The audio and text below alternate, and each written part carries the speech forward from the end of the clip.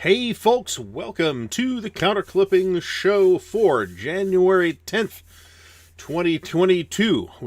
We've got quite a bit to talk about tonight. We're going to have a compressed evening. So this evening we are drinking, once again, Laphroaig Quarter Cask, which is still great.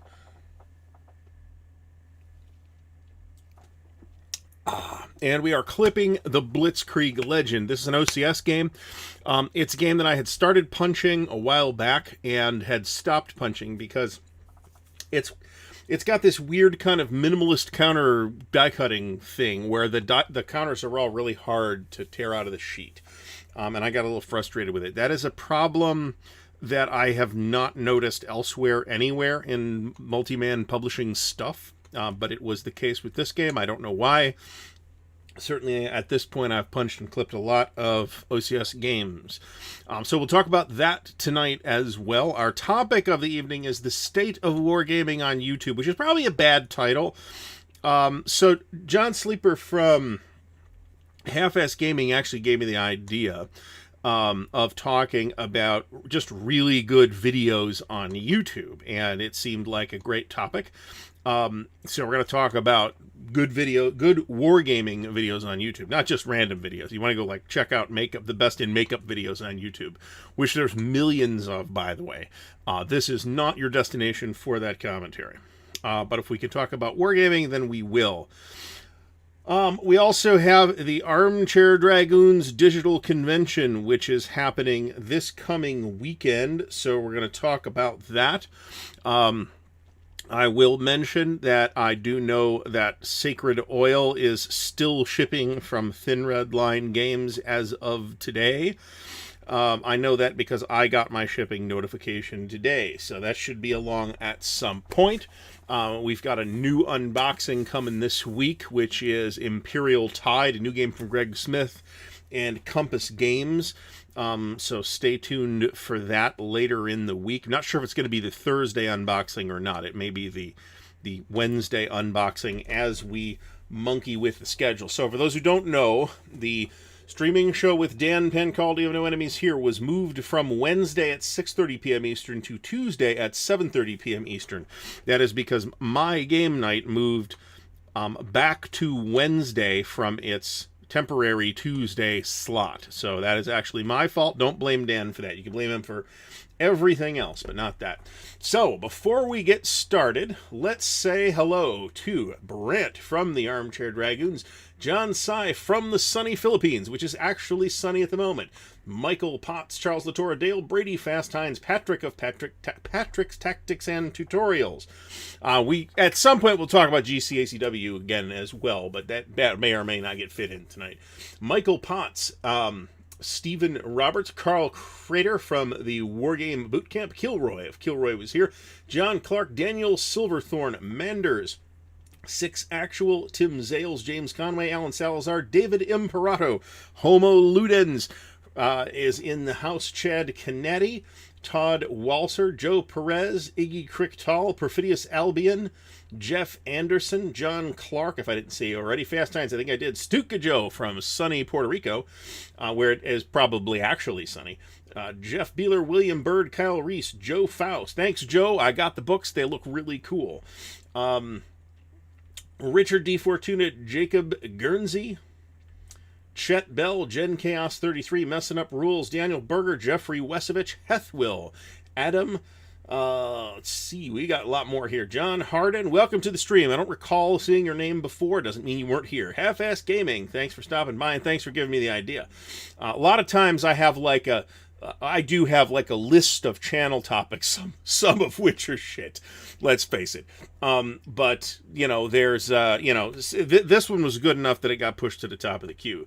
Mo of Mo's Game Table, Achilles, Peter Bergs, Tabletop's Edge is in the house. Fucko is also here. So, Blitzkrieg Legend is actually what we are playing right now. And I'm a little frustrated with it, not because it's not good, but because it's too big and we only have 3 people right now, and it's slowing us, only having 3 people is slowing us down quite a bit. And that's a little bit irritating. So we're only getting in half we're really only getting in a movement phase and then whatever else we can fit that's not a movement phase in each evening, weekday evening, and that's kind of a pain. So welcome everybody.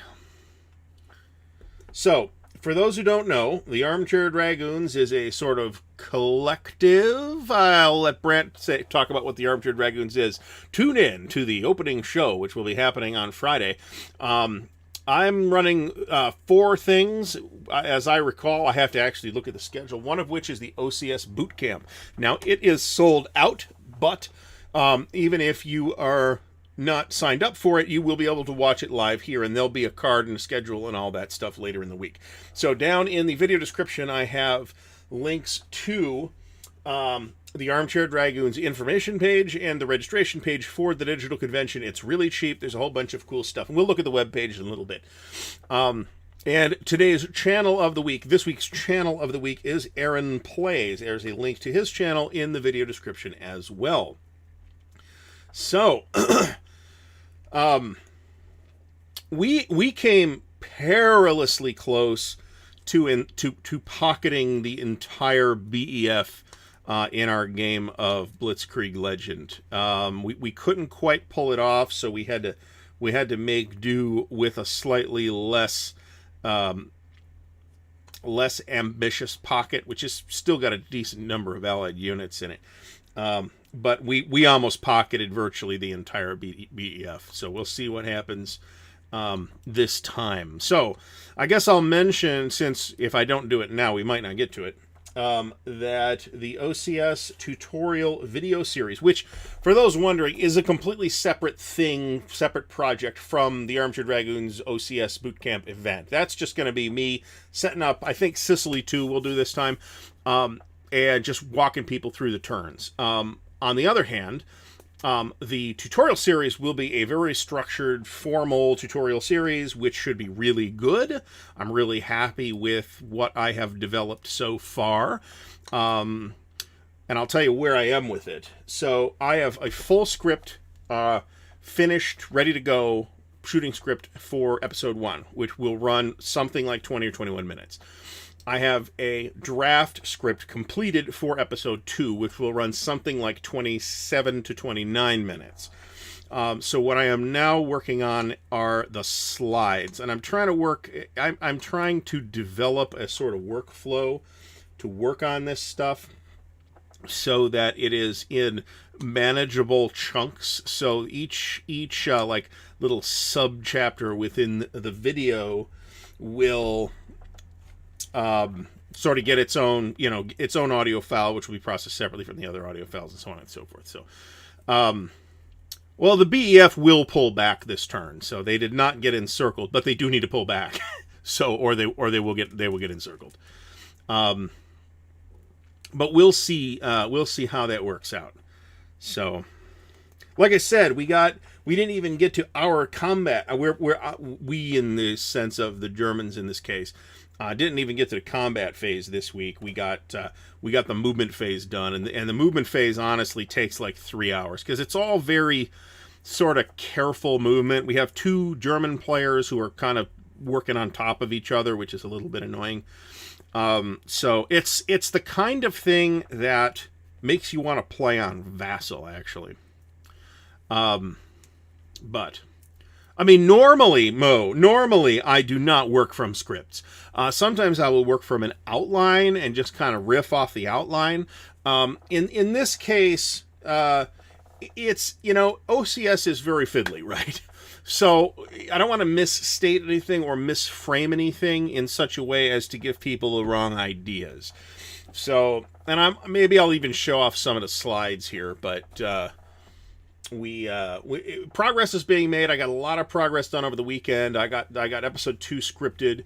The scripts are being checked, so I won't say anything stupid or incorrect, and that has helped, actually, in terms of framing, in terms of saying, hey, do I want to put this way? I know I'm going to have to talk about this in depth later on. I need to be careful how I'm putting it now so as to give people a sense of how you do this, but also not giving them a false impression of how you do that, so that they end up confused later on and thinking, "Oh, I thought it worked like this." So in this case, it's a full actual script. Now, for those for whom this is important, there's a little side benefit to this, which is that I will be able to close caption the videos. If that is important, then you're probably not here tonight. But if that is, and that is useful for some folks. So, and it's like, if you have a full script, you can just literally dump the script onto YouTube, and YouTube will kind of take it apart and put it and handle the timing and all that. So it works really great. Chad Kennedy asks how many videos in the series. So I really won't know until they're all scripted. The current plan is 24. So that is the current plan. Now, not all of them might be 20. I mean, I was shooting for 10 minutes an episode, and boy, that went in the toilet real fast. That was my goal, was 10 minutes an episode, and then the first episode just wasn't close, right? And it's like, the second episode is about the sequence of play, and I'm like, man, I really don't want to like break it up into sequence of play 1 and sequence of play 2. So it's one episode of sequence of play, and if it's 29 minutes, it's 29 minutes, and if episode 7 or whatever is 6 minutes, well, I'm okay with that too. So anyway, let's see what we got going on here. So Brant says that a whole bunch of the AC/DC Game Masters are here this evening. I'm sure he's right. William Bird says he's been looking at the red flag over Paris rules. Yeah, that does look good. I need to get that busted down at a table. So let me digress here very briefly. Let me finish going through the comments first.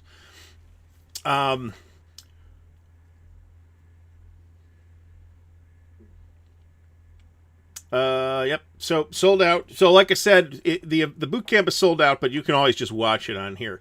Do I see David Thompson's name here somewhere? I do see Mr. David Thompson. Thanks for stopping by. Levin 1976. Welcome. So I will be using Smolensk for most of my examples, though. It's just easy to digest, and it's got relatively few game-specific rules. But I can't use it for all my examples because there are things that you don't do in Smolensk, like roll for weather. You roll for air. You don't roll for ground effects. It's all just fine. So we need to talk about that when we talk about weather. So anyway. I would like to thank the patrons of Ardwulf's Lair for helping me to purchase a new webcam, which was supposed to be here for this episode, but it's not. So eventually a new webcam will be making its way here, and we're going to see how it works. I mostly wanted it for the better frame rate, and I may end up using one or both webcams in the future. So using this is a pretty good webcam. This is a Logitech G930, I think, and it's pretty good. But if I were to like move around real fast, which is not something one normally sees me do, you'd see a lot of blurring and focus problems and stuff like that. The new one should not have any of those problems. I should be able to use it for other things other than doing this show. I should be able to film videos with it, for example, which would be super duper handy. So looking forward to getting it. Looking forward to trying it out. Sooner or later it'll be here. So I also have a side project to make a dice tower, which I may do a video on, but the materials, well, some of the materials for the dice tower are in the same box as the webcam, which isn't here yet. So we might get started on that this week. We'll see. So, Hopshed News NZ. I think I've always done it with Smolensk in the past. I think we've done that enough. We're going to try Sicily 2, I think, this time. I might change my mind, too. We might do Smolensk again. Because I could pretty much run the German opening in Smolensk pretty easily.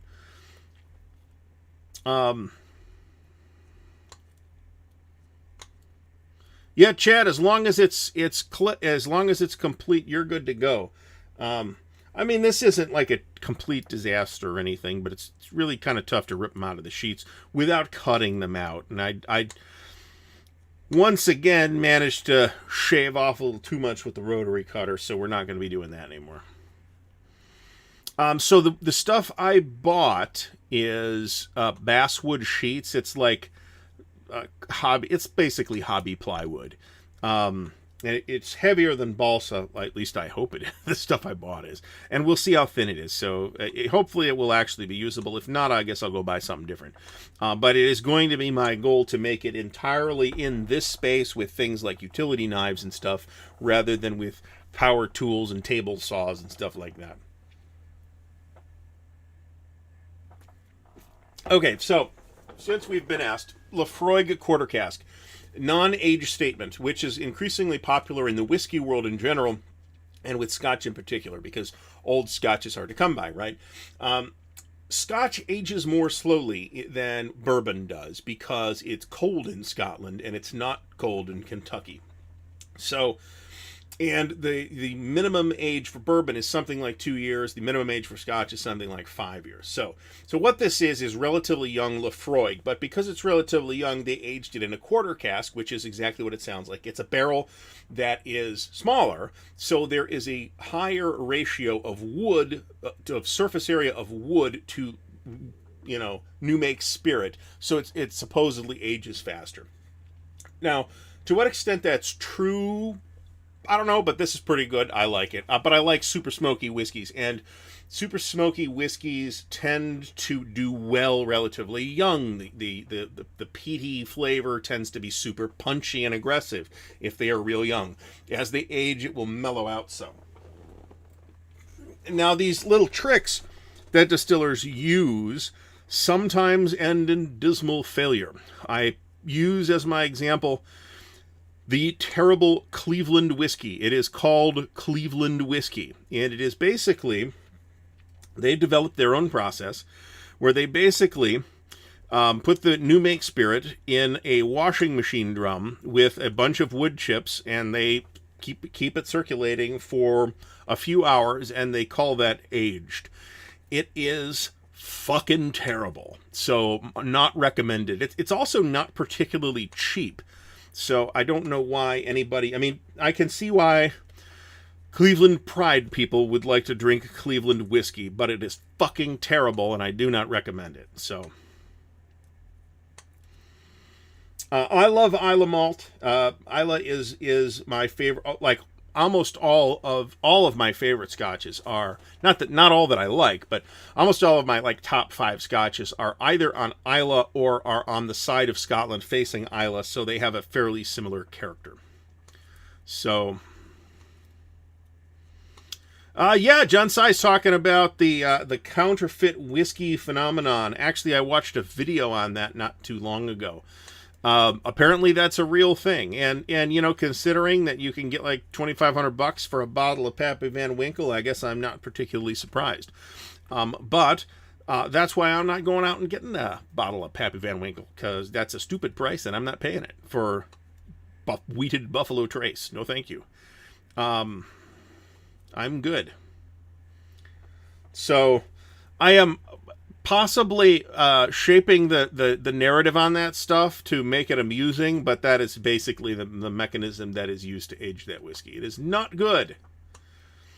Board Game Bloke, welcome, first of all, is thinking of watching via Discord, not YouTube. Feel free. That is we're going to be in the Armchair Dragons event Discord for that, so you will certainly be able to do that. I suspect that you will get better video resolution on YouTube, however. So, aged, that's a gimmick, in my opinion. Well, let me put it this way. It sounds like a gimmick to me. Maybe it's delightful. I don't know. I'm not really trying that. But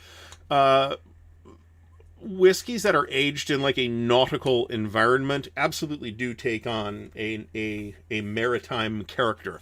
I point you to Kalila, for example.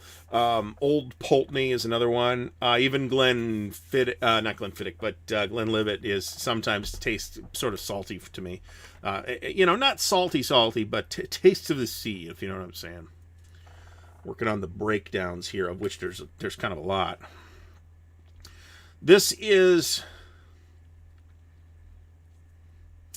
I've heard really good things about some of the older Finlagans, actually, but I've also never had it, so I can't tell you anything I've never had any Finn login.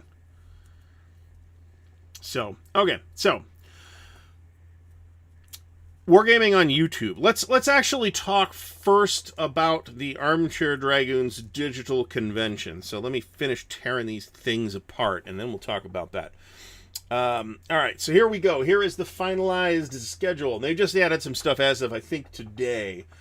Carl from the Wargame Bootcamp is running tons and tons. Him and his posse are running tons and tons of stuff. GUWS is the Georgetown University Wargaming Society. CGCS... don't remember what that is. And NSDM is the National Security Decision-Making Game, which is a lot of fun if you get to participate in it, by the way. Highly recommended. It's basically a Wargaming LARP. And I have gotten agreement that the people that run it, that's a fair statement. Talk show schedule. All right, so... let's see what we got happening here. So... Atlantic Chase, World of War 85, Judean Hammer from Catastrophe Games. Welcome Happy Hour. That's Friday at 6 p.m. Point Blank V for Victory. Newton's Cradle. No idea what that is. OCS Bootcamp, that's me, and that is at 8 p.m. on Friday. Lock and Load Tactical Pacific, Song for War, designer interview with the Robotech Reconstruction people. Blue Panther Games.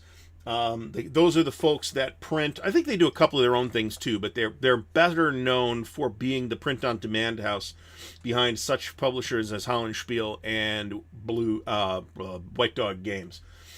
Okay, Where Eagles Dare. Not that Where Eagles Dare, this other Kriegspiel. It's a Kriegspiel, which is also a lot of fun and highly recommended if you get the chance to participate in one. Here's Robotech Reconstruction. Here is a Twilight 2000 RPG session. These Philistines are running RPGs now in VTT. I don't know what that even is specifically. Designer interview for Song for War. Splendid Failure. This is a seminar. Shores of Tripoli. Making an arty war game from scratch. That's a seminar. More Kriegspiel. Rebels and Patriots, World War 85, Purple Haze, designer interview. I think Moe's doing that one. I think. Am I wrong about that?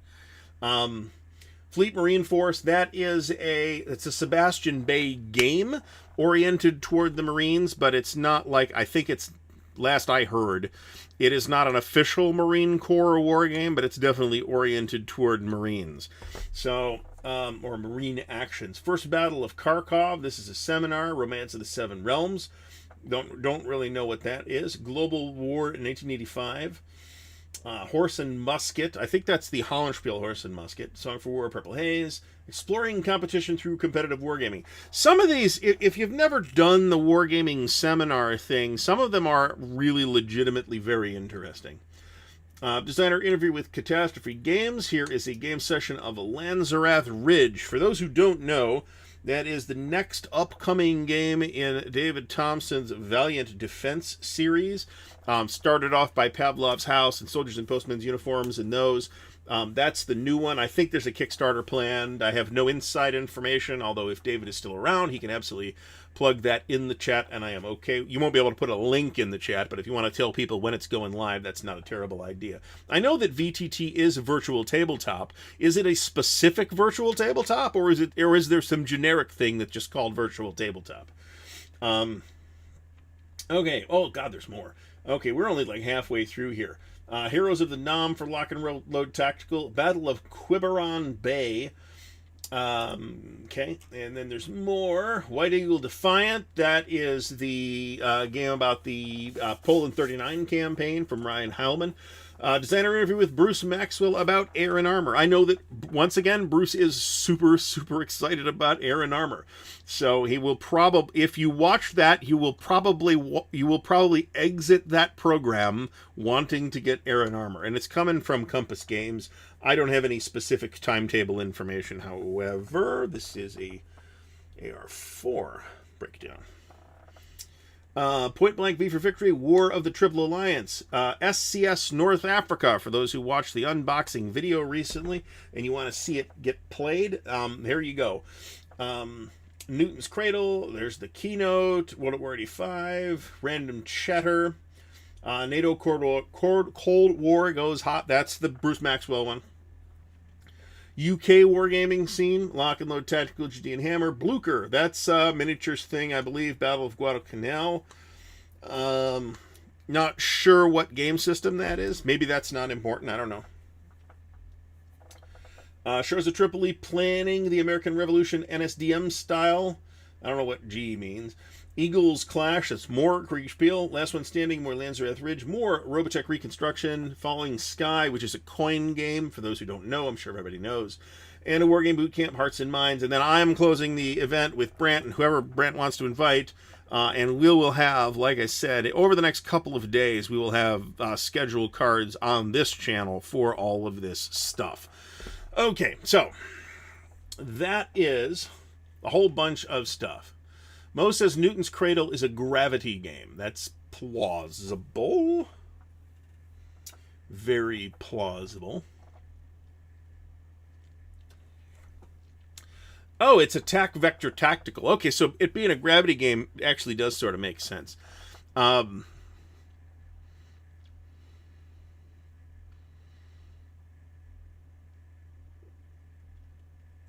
Eric Walters is moving to DC this weekend, so good luck with that. SES North Africa looks pretty good. So at some point I'll talk at length. I don't want to really go into it particularly right now. I'm not the world's biggest fan of large SCS games because I don't believe that the system is playing to its strengths in a large game. However, North Africa is, well, big. The unit density is not especially high, so my concerns with large SCS games might be mitigated with SCS North Africa specifically. Now, on the other hand, you have the one map, Iron Curtain, which has kind of a ton of counters, actually. So, anyway. So I think we're caught up to the chat. So Wargaming on YouTube. So as I mentioned, I think quite a while ago. Oh, and I forgot to do the social media posts, which is probably why there's less people here than usual.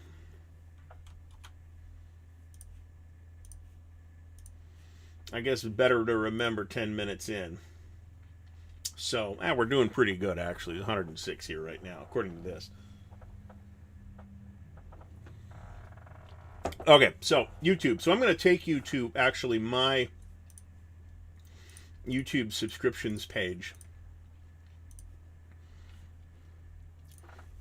So, I've mentioned before that I have a lot of channels that I'm subscribed to. And you can actually go down here. So, not quite 400 channels.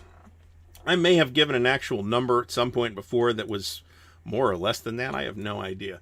And all of those are wargaming. I mean, there might be one or two that have slipped through the cracks, but basically all of those are wargaming relevant channels with a relatively small number of kind of narrow RPG channels as well. Remember that my taste in RPGs these days are super narrow. So if it's not about Traveler, I don't really need it. With a couple of rare exceptions like Greyhawk Grognard, who's just doing really good stuff if you like older RPG stuff. So just to look at the big list here, you know, there's a huge list.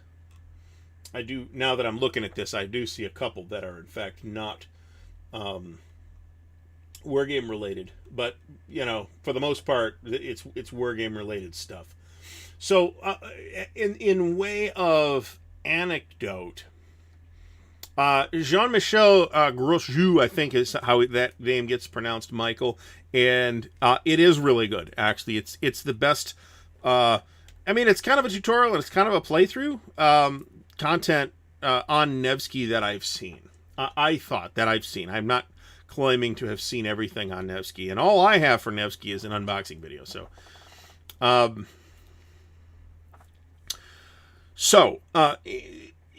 what kinds of categories do YouTube? I mean, there's a lively community dedicated to tabletop wargaming on YouTube, and that's been the case for quite a while. Although it's livelier now than it was when I got started. So I was wondering, today, and I'm looking through my old video history to try and kind of figure out when I started doing wargame content. As far as I could tell, it's very early, like January, February 2015. So that means that I started getting back into wargaming probably around late 2013, maybe early 2014. Okay.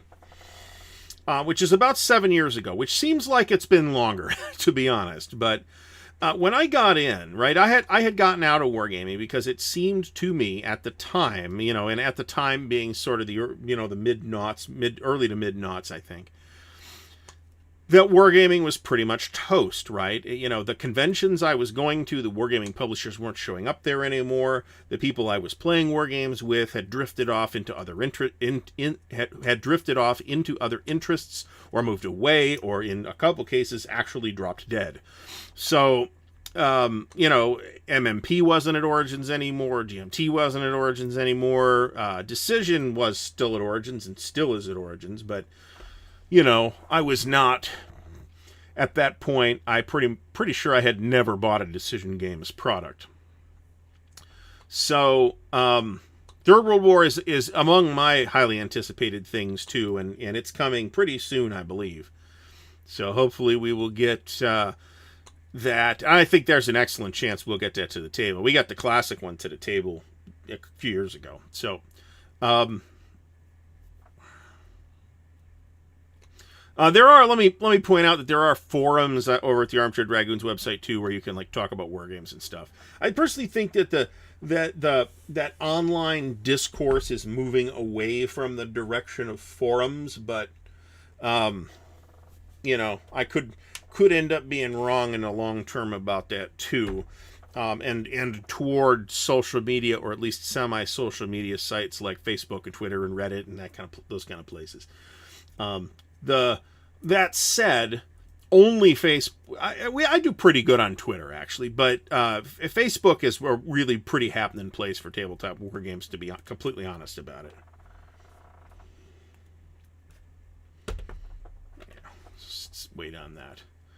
So it's funny it was Stigler's video that sparked this entire topic, right? So if we sort of create 4 categories in our heads for tabletop. Well, let me get to this in a minute. So I come back, right, thinking pretty much, and I've told this story before, thinking pretty much is well, the only wargaming I'm really aware of that's still happening is ASL. So let's get into ASL. Well, you go to Multiman's site and nothing's in print. But then I start going to the local game stores, and they've got a couple of GMT things on the shelf. So I start picking up some GMT things, and I start looking at places like Board Game Geek, and I start looking at places like YouTube, where it happens that there's a whole bunch of people who are doing, not a whole bunch, and some of these folks were hard to find, but a group of content creators making tabletop wargaming content that wasn't miniatures, that was legit old school wargaming. Stuka Joe was one of those people. Callendale was around at the time. The Lonesome Gamer was around at the time. The Thursday Night Gamers were, I think, still doing stuff. Now, see, I tore a counter. That's irritating. I also have a pair of tiny nippers, and I can't find them right now, and that's irritating because they would be actually quite useful for this particular operation. So, I started doing tabletop wargaming videos, and the very first video actually is not on this channel. It's on my personal channel. It was just hey, here's some Panzer Grenadier counters. And then I decided I was going to do it as its own channel. But remember that I had already had Ardwulf's Lair was around at the time, right? So I had started Ardwulf's Lair as a blog in 2007, and just kind of transitioned this channel in a little bit of a jagged path into tabletop wargaming from video games, mostly MMORPGs. But if you look way back in the channel history, you'll see full playthroughs of Dragon Age Origins and Hearts of Iron 3, for instance. So I started doing content, and everybody wants to be Stuka Joe, because Stuka Joe is the king of the playthrough video. But we're gonna get to that. I've been sort of trying to get to this, and I think I'm gonna turn the fan on because even though it's like 23 degrees up here, I've got an extra light in the room tonight because I want the lighting to be better. And it's off camera and shining off the ceiling, but I think it's making it extra hot. So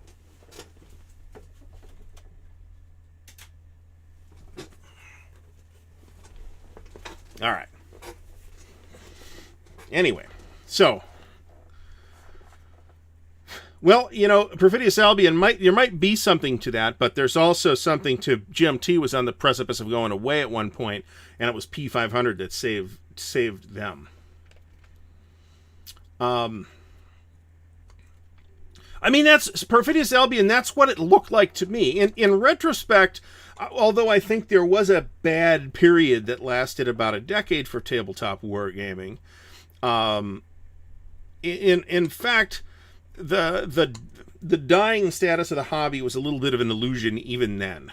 But it was about visibility too, and after that, one of the things that brought us out of that period is the proliferation of online spaces where you could find out that, hey, yes, there are other people who are into this weird old hobby, right? Places like YouTube, but also places like Board Game Geek and Console World and stuff like that. So Fred, thanks for stopping by. I know that it is something like 1:30 in the morning over where you're at, so that is a random guess, but it's probably not radically wrong either. So I think Fred is in GMT proper. So guys like Derek Case and Joe Stedman were around at the time as well. Both of whom are still around. They're just not really doing video content anymore. So there's basically kind of, the way I see it, there's kind of 4 different types of YouTube wargaming videos. And everything, more or less, if you mash it in, fits into one of these categories. You have commentary videos, which I guess is what we're calling this. You have like unboxing videos or component overview videos and that kind of stuff. Different people call those different things and frame those differently, but it's all basically the same type of idea.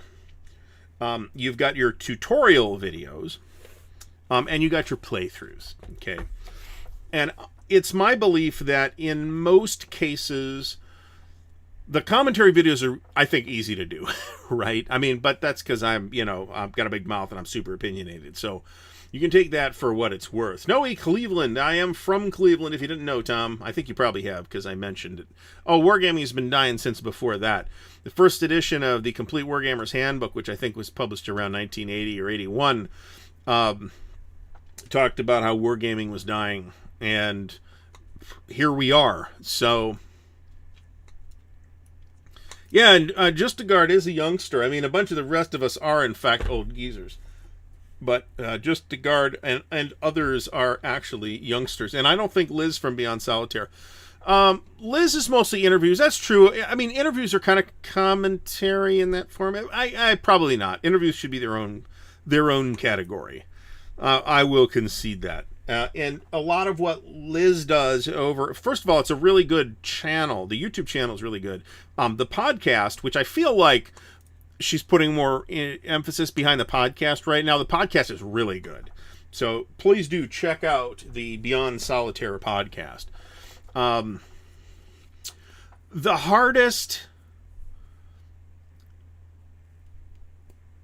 Eric Walters, the state of wargaming, the decentralization of wargame design and publishing. We're seeing some amazingly creative designs that are not beholden to traditional publishing outlets.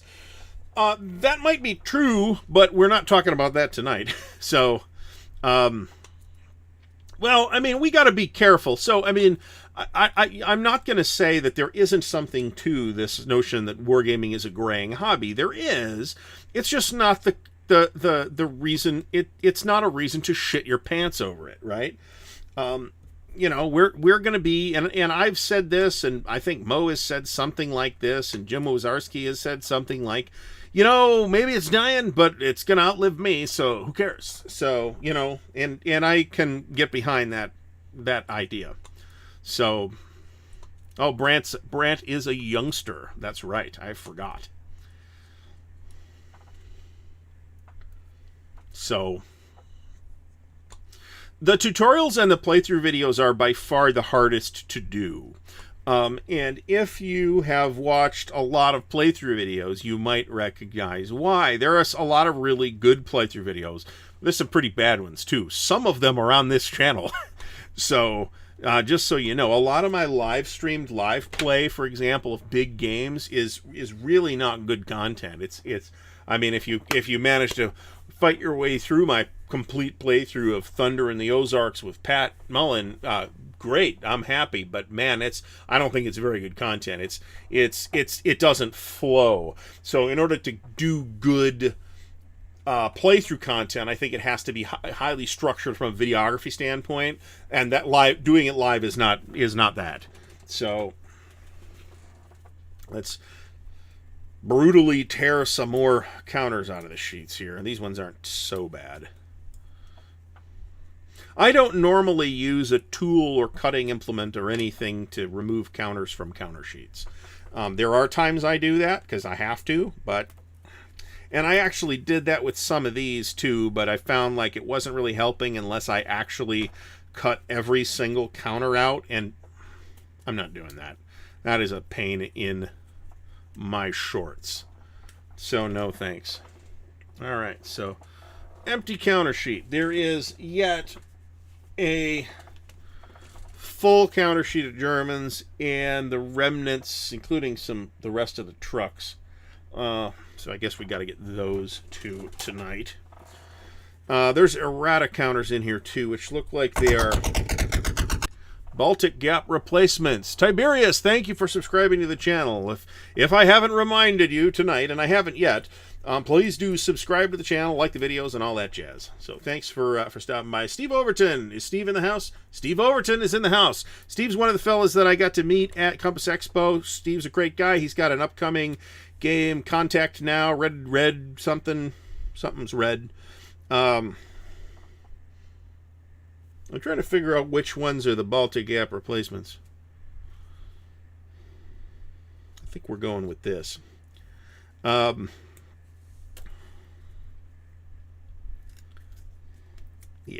we're good. That's coming out from Compass. So Mo mentions that we're seeing smaller print runs compared to the old days. That's definitely true, although not as much as you'd think. Somebody. Yeah, I mean, the larger publishers, the GMTs and Compasses and maybe Multimans do a few Red Eclipse Contact Now. There you go. Thank you, Steve. Graffiti's Albion says Wargaming never died. It transitioned big time into PC gaming, except it didn't. That's what Jim Dunnigan predicted years and years ago, and it really didn't. The field of computer wargaming exists, but it has never taken off particularly, and it has never taken off among tabletop wargamers. There's a lot more publishers now than there were back in the day, and many of those publishers are producing a lot of games, right? I mean, think about, that February, 6, 8 games or whatever it is from GMT. I say 6 games because I think that's what I'm on the hook for. If we didn't mention, I think we did last week, the GMT Armageddon P500 charge day has been pushed back to this Thursday.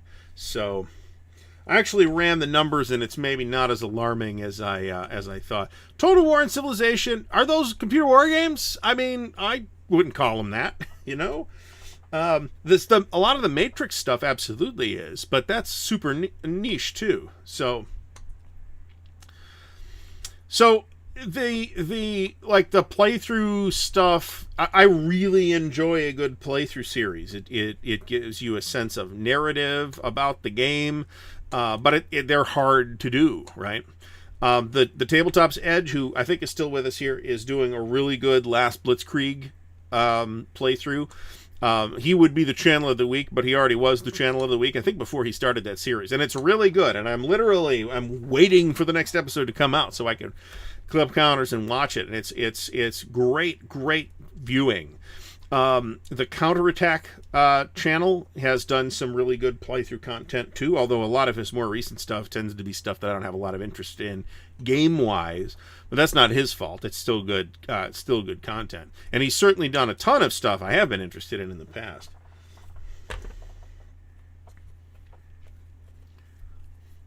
I don't think Civ has ever been a war game, to be honest. I mean, yeah, there's war in it, but I don't think it's ever been a war game.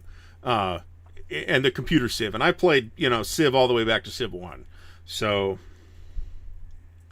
and I actually played a little bit of Civ 6 over the last couple of weeks. Not too much, like for an hour or two. And it's not terrible. Now, that's not to say these games aren't fun. I sunk uncounted hours into Civ 2 back in the day, for example.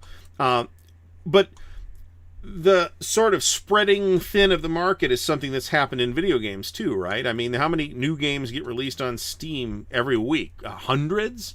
That's probably correct.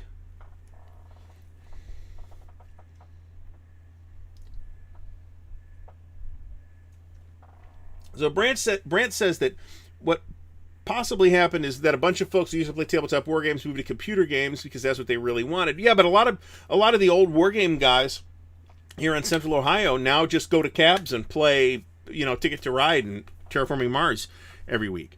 So, and they're not playing video games either. So I don't think tabletop board wargaming has been co-opted by video wargaming in any meaningful sense. Wondering how so Alan Salazar asks, wondering how the COVID experience has impacted the hobby and channels on YouTube. So there's not like a moratorium of talking about COVID here, although I am avoiding the subject.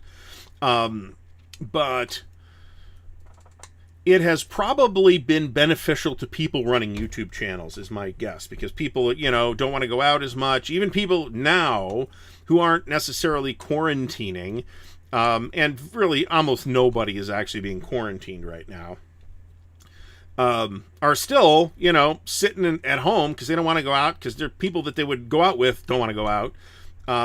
And a lot of places have much more limited hours than they used to have. So, that to some extent, at least, that's turned into YouTube views as well. All right, so computers are good for simulations. That's absolutely true, which is one reason why the disappointment of computer war games is so acute.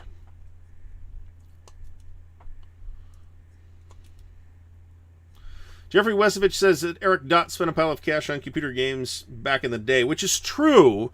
But those had no market penetration at all. I mean, I never once did I see any of those in a store.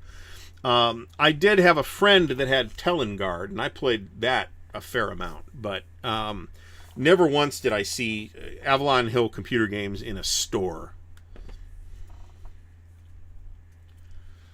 Eric Walter says that Steam, Vassal, and Tabletop Simulator are great during the pandemic, but he'd rather do face-to-face. So in general, I'm a big advocate of Vassal specifically, right? For the kinds of games that I like to play, Vassal is the preferred online platform.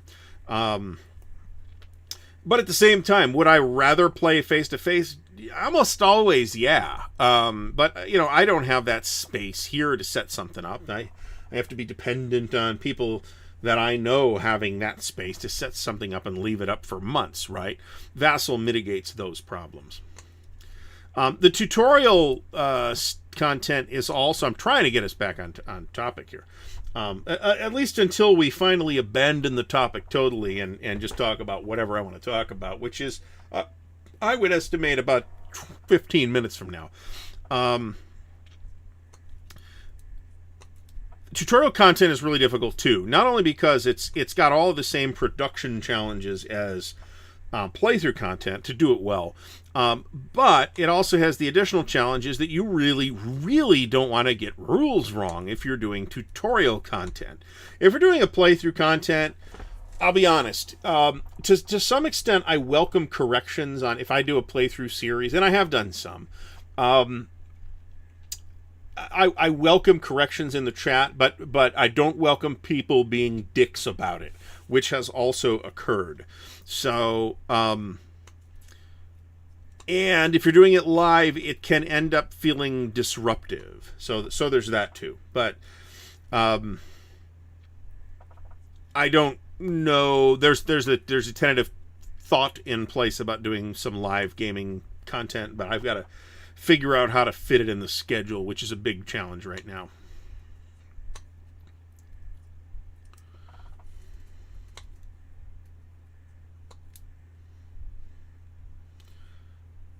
Now, if we're counting, you know, a game playing on Vassal as a computer game, then that's a different.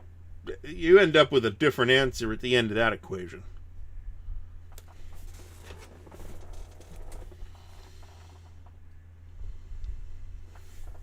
Carl says that DCS and VR. DCS, for those who don't know, is a very, very hardcore flight simulator.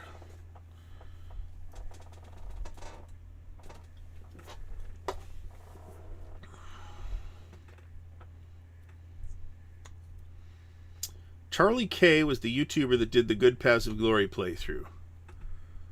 I don't know who that is. That's not ringing a bell.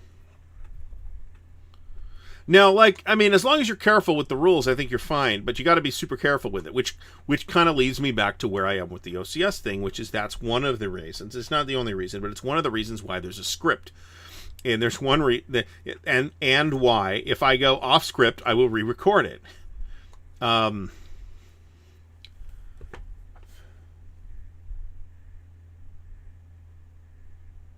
I don't think I'll be honest, Doug. I will be happy to accept your opinion on that, but I think World of Tanks is not a war game. I think it's a gambling simulator, frankly. But somebody asked about War in the Pacific 2nd Edition, and then somebody else mentioned, I'm looking for this stuff.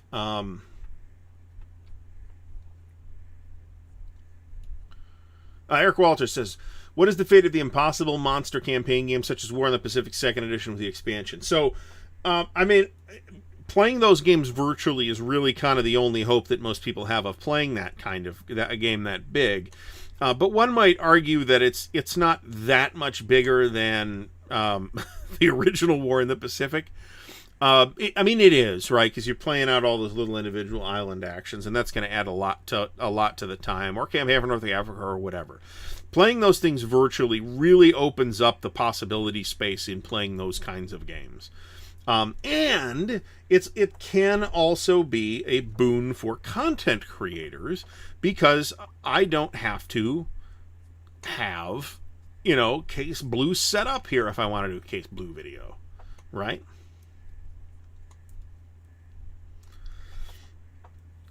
Now, I gotta... The Gary Grigsby's War in the Pacific Admirals Edition, I have that. I picked it up on sale, I think, last year. And there is basically very little how to play video on YouTube. And it's got a huge manual. And I have not had the time to deal with it. It comes very highly recommended. It is supposed to be really good. And I believe that. I believe that it is really good. But I also think it takes a ridiculous amount of time to play. I mean, imagine, correct me if this is wrong, but the War in the Pacific played out on daily turns. I believe that's what it is. And that just means that you're spending an absolutely crazy amount of time on it. That's not to say that, that therefore it sucks, right? That's not what that means at all. But you got to have a certain personality type to play something like that for, that's going to take you, let alone if you're playing it against a human opponent by email or whatever. I mean, there are a couple of YouTube series, playing through War in the Pacific, and they're into the hundreds of episodes.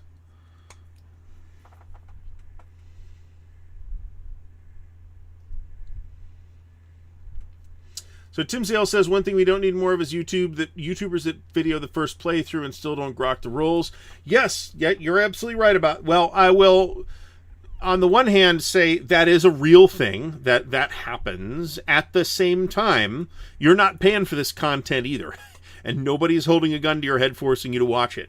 So if somebody really wants to share their experience of playing their first game of whatever, I am not going to begrudge them. That does not necessarily make it good content, but I'm not going to begrudge somebody else's, whatever they want to do as a content creator. So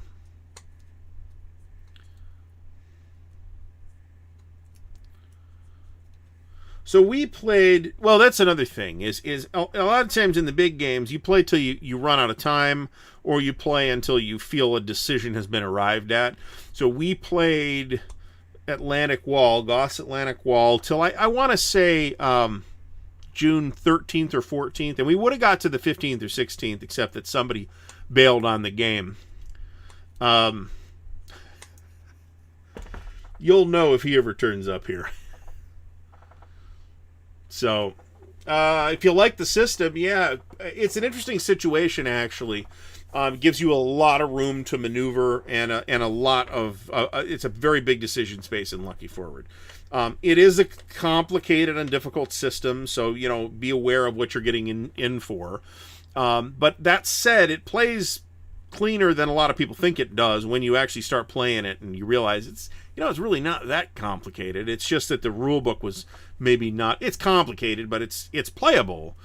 But it's also, it takes a long time to play. I want to get Hanut to the table, too. There's a vassal module for it now as well, so bear that in mind. And that's actually what I was waiting for, was the vassal module for that.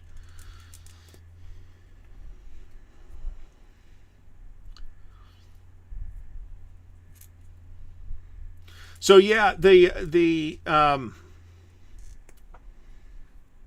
well, see, that's Doug. That's kind of why I don't think World of Tanks is a war game, or World of Warships, because they're fantasy vehicles. They're not really simulating a conflict. They're just saying, here's the aircraft carrier John F. Kennedy versus the Prince of Wales, and just throwing that in randomly. So I'm trying not to talk about the definition of a war game. I'm also just, saying those aren't... I don't think they are. I mean, but, if your opinion differs in that, then I'm completely okay with that too. Lots of people did not finish their Europa East Front experience. Now, I've also talked to people that have finished that experience. So that was doable. It just, it was going to get set up for a long time. So one thing that the player's aid can do, as William Ahrens mentions, is they have a huge advantage over the rest of us because there's two of them, right?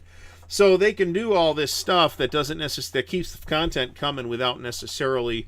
I'm trying to, squeeze in 2 game nights a week, plus this stream, plus the other stream, plus making other content, plus working, plus doing stuff, around here. And so, it's really tough schedule-wise to get all this stuff in.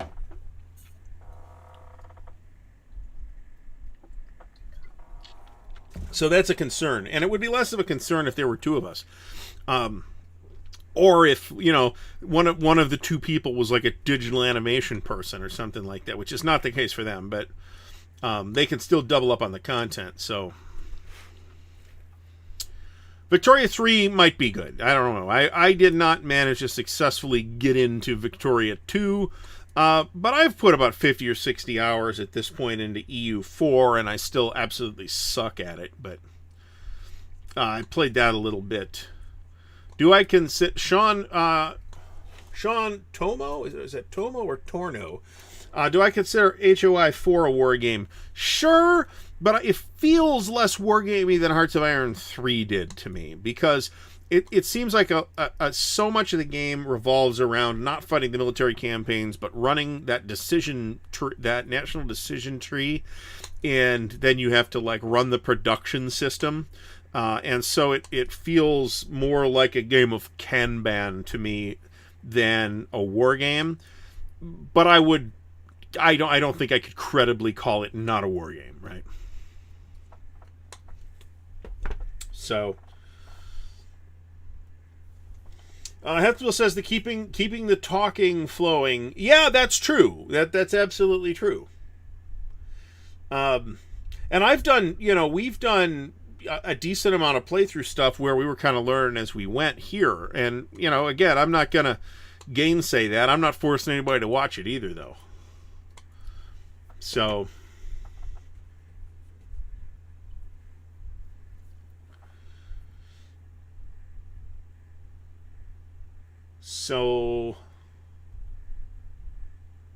yeah, so Chad Kennedy mentions Over the Rhine, I believe is the working title, which is Goss Market Garden. Now, I think I am a little bit confused as to whether that has been scaled back in terms of product scope, because Joe's current notion is that it's a 2-map game, where the original pitch said that it was a 4-map game, which might have just been Decision Games bullshit. I don't know. But what I would like to see, and I understand and sympathize with the reason why most wargame designers designing games on Market Garden don't include this. They don't include the shoulders of the operation. So the adjoining cores on either side of 30 core that's driving up the road. Most Market Garden games do not include that action or treat it very superficially. And Goss Market Garden is supposed to include that, which will be cool if that's the case. That said, I hope there's good scenario support for it too, which has not historically been a strength of the Goss packages. But I also do think that Goss will work really well for that campaign, and I'm very much looking forward to seeing Goss Market Garden. A lot of the things that special rules need to be deployed for in most Market Garden games, things for blowing bridges and roadblocks and road congestion and things like that, are all built into Goss already. So it will basically be able to handle Market Garden with a pretty bare minimum of game-specific rules. So Ken X, thanks for stopping by. Is it supposed to be Ken X or Ken 10? I have never remembered to ask that before. So that's the problem is, John, when the single individual drops dead of dysentery or shits himself to death, like Alexander, then the whole country falls apart. So...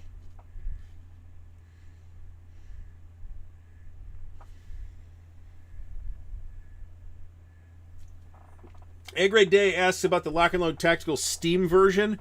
I want to say it's the same game. It's just that you're getting a limited scenario selection, and then if you want the more scenarios and more nationalities and stuff like that, then you got to buy the DLCs.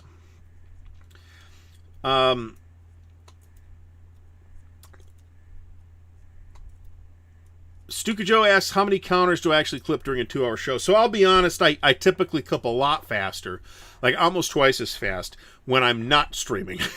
So I will typically clip about a sheet of counters in a 2-hour show. But sometimes it's a bit less for various reasons, one of which is if the counters are difficult. Once I get these things out of the sheet, they're fine, but there's a little bit of registration issues on these particular ones too. But if I'm just sitting here watching TV, I could tear through counters pretty fast. I am going to have a whole lot of counter clipping to do when the GMT mother load hits, and whenever that hits. So Eric Welcher says that the problem with the Market Garden is that it's tough to simulate with enough variability so that the Allies have a chance given the historical situation. So I think you're right, but I disagree with you. I think Market Garden is an eminently gameable situation for much the same reason. Let's say, you take as your alternate subject Normandy, right? So you get the same problem. You have, it is a challenge designing the game such that the Germans have a chance without artificially fluffing the Germans. It is difficult to design a game around France 1940 without artificially idiocizing the French, right? Where you either inflate the German factors or deflate the French factors when on paper they were two very well matched forces, and if anything, the French had something of an advantage. But it was, command efficiency and mobility and things like that that gave the Germans the edge, and many game systems do not simulate that. This is one reason why I talked about this in the Fall of France video, the Europa Fall of France video.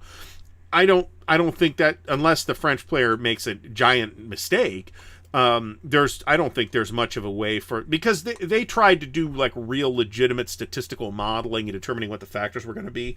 So what you have is what they had. You have two very well matched armies, but the game system does not give you the tools with which to simulate the command and control differences, and to some extent even the mobility differences between those two armies. On the other hand, Blitzkrieg Legend is great at that. OCS is great at this topic.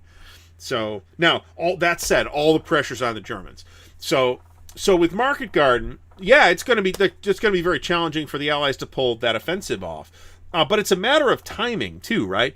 Can the Allies eventually get to Arnhem? Yeah, but they don't have till eventually. They got a timetable, right? That is set by how well the British 1st Airborne is holding out in Arnhem, and on how well they landed, and a bunch of variables that circulate around that, right? So I think that's a super gameable topic, specifically because it's kind of this German scratch force that doesn't really have to defeat the Allies except in one particular place on the map, which is in Arnhem. Everywhere else, they really just have to slow them down. And if you slow them down enough, then you win. I think that's super gameable. Henry Sikorsky's Secret Oil appears to be in the mail as well, which is cool. FedEx. Oh my God. So if it shows up, because it's coming FedEx, so I don't know. Prayer is appreciated.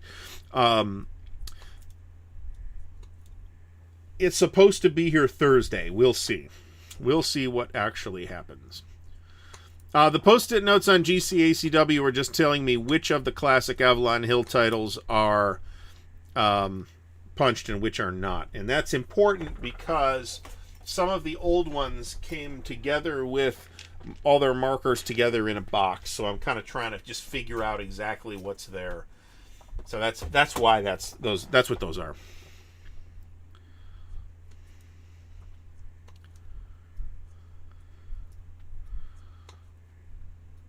So that is, John, you're not wrong. I suspect that it's not a terrible idea if you're, I think somebody investing in, treating war games as an investment is a little bit daft. But it's their money too. If you're gonna buy to speculate, then a Thin Red Line Games product is probably not the worst investment you could possibly make.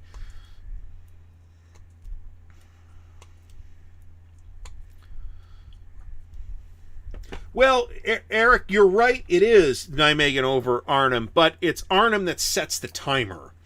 So Arnhem is the clock rather than the place where you have to. Again, the Allies should get through Nijmegen, right? It's just a matter of when. Half-Ass Gaming's asking about sale video. I, didn't get it done over the holidays when I was supposed to get it done. I'm hoping to get it done in the next couple of weeks. There are reasons why, and I guess I'll tell you. The reasons include the copy of Pacific War that's in the sale for me to try to get the sale video done before Pacific War comes back out. But that said, I'm not asking for $1 million for it or anything like that. So there's that. Marty Sample says buy mutual funds instead. I mean, exactly, right? If you're interested in that, you fucking buy Bitcoin. That's not a serious recommendation, by the way. But Jeff Beeler says, what are people's favorite links for non-live wargaming videos? So that's an interesting question because I personally am perfectly fine with the Tabletop's Edge is 2 hours plus sometimes on BCS. Perfectly satisfied with that.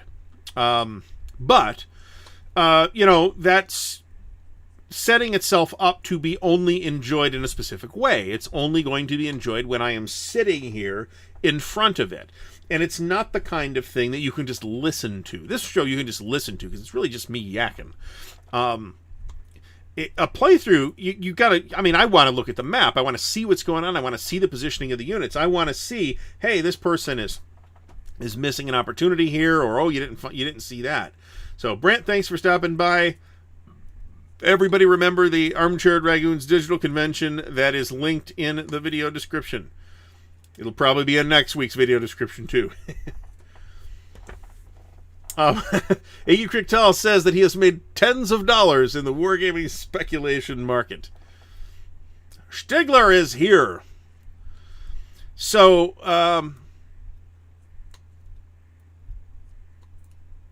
I mean, I don't think if you're collecting, so I think for me, the reason why I buy war games is at least notionally because I want to play them. Okay, now that does not mean I get to play everything. Yes, I have a shelf of shame like everybody else. Blah blah blah blah blah. Yes, sometimes I change my mind after I buy something. A year later, I dump it. That happens too. But I always enter that transaction, virtually always anyway, with the idea that, yeah, I'd like to play this, or I'd like to try this, or whatever. Or even just in case I'd like to play this at some point. There's very few games like that, but the 1985 series is kind of in that space for me. So if you're buying war games because you like to collect war games, well, you know, some people collect busts of Elvis that are actually bourbon bottles, right? I'm not even kidding.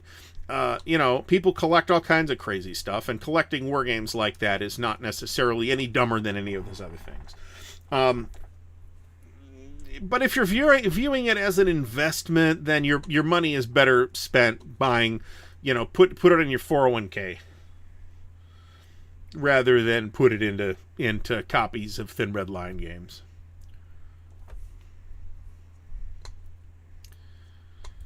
You know, Eric, we could have, and I have toyed with the idea of having a decision games festival, as it were, here on the show, where we just bitch about decision games for 3 hours. And I decided not to do that. And it's because this is a basic outlook thing. And I understand that without arguing with anybody's specific complaints about decision games. I agree with you. I think some of their stuff is good. I think you got to be careful, but, you know, that's true of everybody. I didn't want to do this show that's just nonstop bitching, right? Because part of the point of the channel is what I am interested in as a wargaming content creator is kind of exploring the community space of wargaming, okay? And the history of the hobby, over and above the history of the stuff that the hobby handles, right? And I get pretty irritated in a number of corners of gaming where I'll give you an example from a thing that happened. So there's a Facebook Traveler group. There's a million Facebook Traveler groups, but there's one in particular that I'm in, and I'm not being coy about this. I don't remember which one it was. Well, somebody made a video, and which is like 14 minutes of nonstop complaining about how Wizards of the Coast is repackaging 5th edition material and republishing in new 5th edition books. Okay, now I haven't really looked at any of that stuff. Those might be legitimate concerns. But then this individual goes and posts this thing in the Traveler group, and I'm like, why did you come here to do that? Do you not have anything else to do but bitch? I mean, I would be miserable in this hobby if I did nothing but bitch. And I don't want to be that guy. Not that I'll never bitch. I will occasionally, and you've seen it. But I don't want to focus on the negative things about the hobby or about how I'm always disappointed by somebody, right?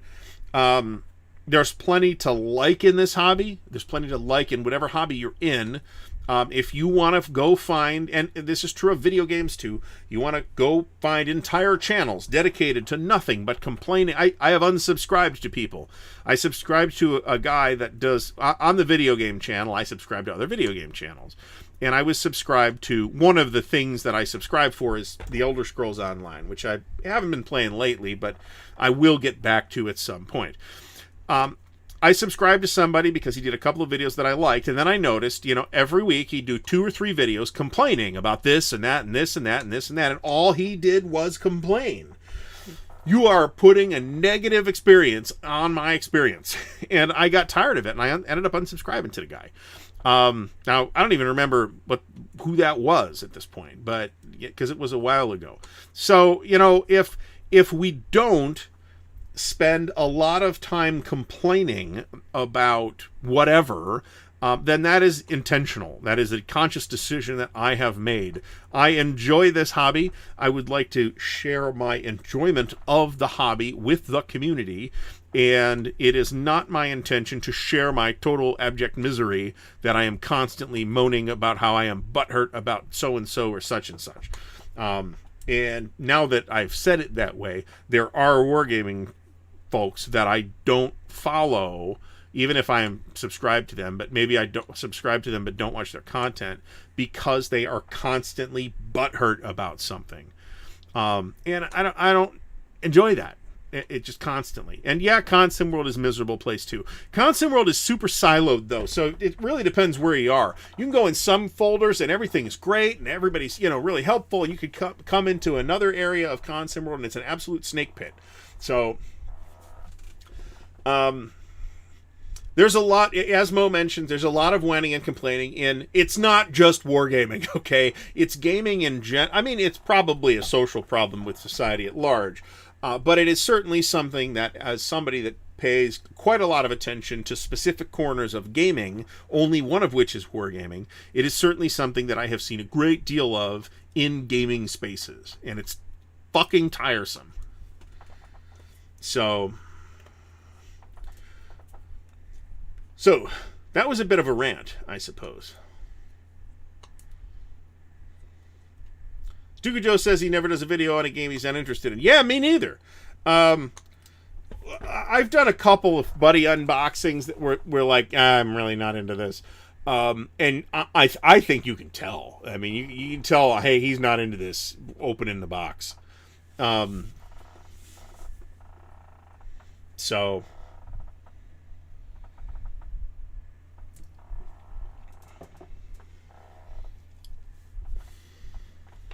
I think BGG is a super useful resource. It's less useful as a community, but it's a super useful resource for things like images and product information and stuff like that. All right, so the only OCS game that I could think of that has a specific number of strat move markers available to the allies. I believe that's an optional rule, but we're playing with it. Steve Overton says he doesn't get people that are miserable staying in any hobby, especially this one that normally comes with a lot of research. Yeah, that's true. I'd be super frustrated.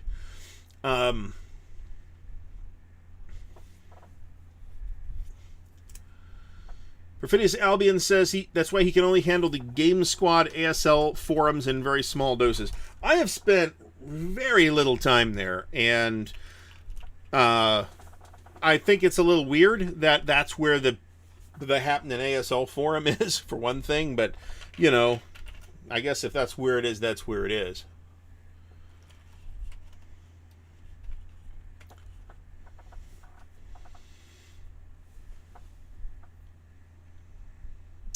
Jeff Beeler asks, does anyone think the 50th Division is overrated in Blitzkrieg Legend? The 50th, I think he's trying to be funny.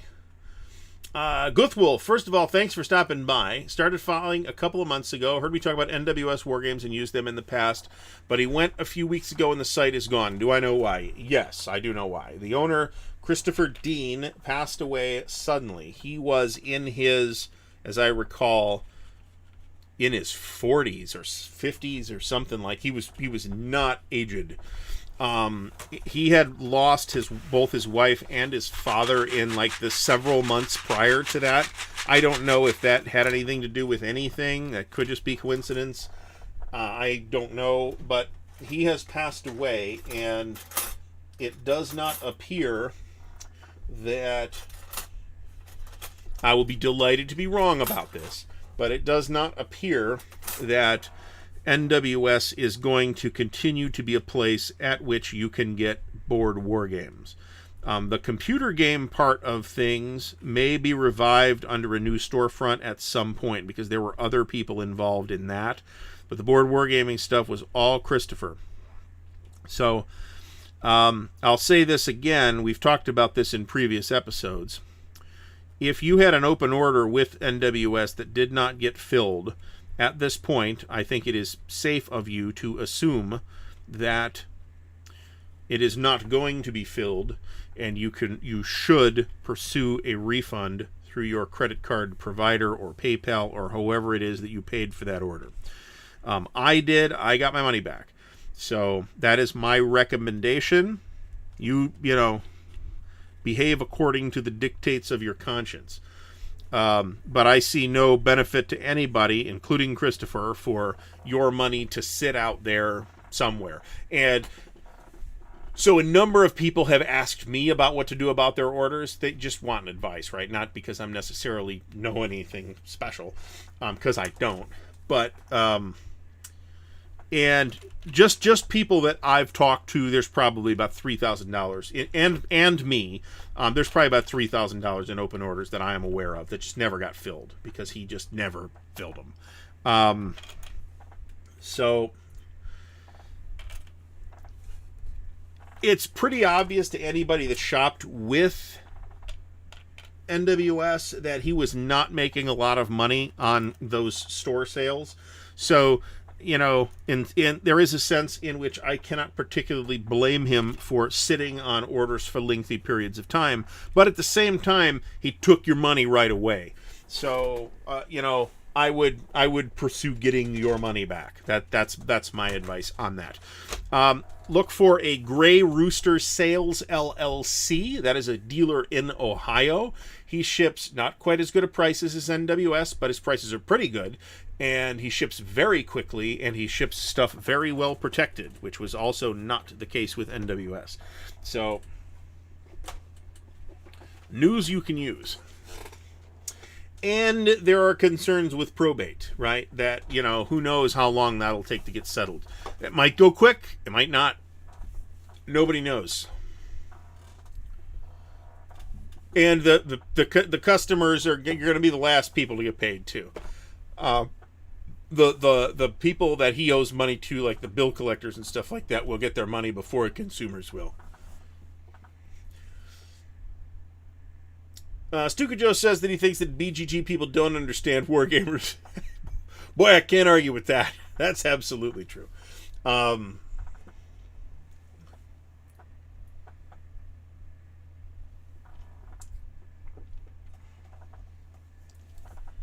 So, Christopher made several attempts to stop selling board war games, and people complained because it was a great place to buy board war games. I know he was selling miniatures, and he was selling digital games as well. So, a Gray Rooster Sales LLC. Search for that.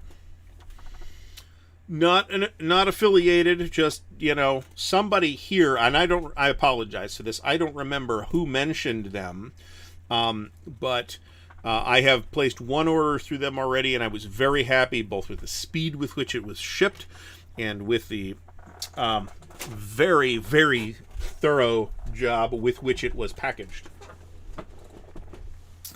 Let's refill. So let me mention again, before I forget to mention it, I've had some conversations with the people behind Buckeye Game Fest. There will be a war room this year. What's more, that sort of half-assed offer that I offered the other day, which was, hey, if you're going to Buckeye Game Fest or thinking about it, get in touch with me, and we'll see if we can get you into a game, may turn into a more official offer than I was making it out to be.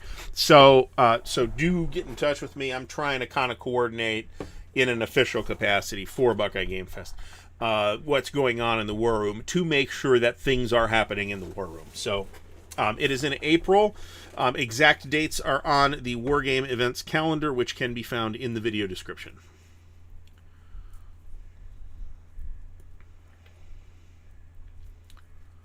Grey Rooster Sales, yeah, it's a very primitive site. Now you could go through their eBay store or their BGG store, but the prices aren't as good. I would, if you want to save, I mean, if you want to save money, that's where I'm going right now. Now they don't have so they don't carry GMT, for example. They don't carry Decision, for example. So, is it the best selection? No, but it's a better selection than Cool Stuff has anymore. I'll tell you that.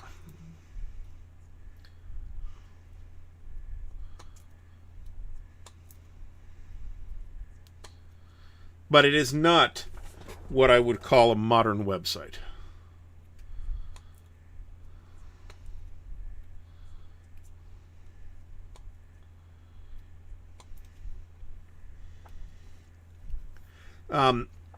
The hotel block for Buckeye Game Fest is open, and they are taking registrations now. And that is pretty new information, by the way. So if you're coming from out of town, the War Room ribbon costs extra, but you can start playing on Monday instead of Thursday. If you stay at the hotel, they will sort of validate your War Room ribbon and give you a War Room ribbon they'll sort of validate it so you don't have to pay for it. I don't know exactly how that's going to work, but Cool Stuff. Well, they used to. They still have GMT. There's also brick and mortar stores like Gamers Armory or Complete Strategist or whatever that can do stuff for you. I think I looked at a couple of those sites and they didn't have. There's also CSL Games in Atlanta. I think I'm misremembering the acronym. That has quite a bit of stuff. And Enterprise Games. Go through Enterprise Games if you're looking for out of print stuff. Or new stuff, really.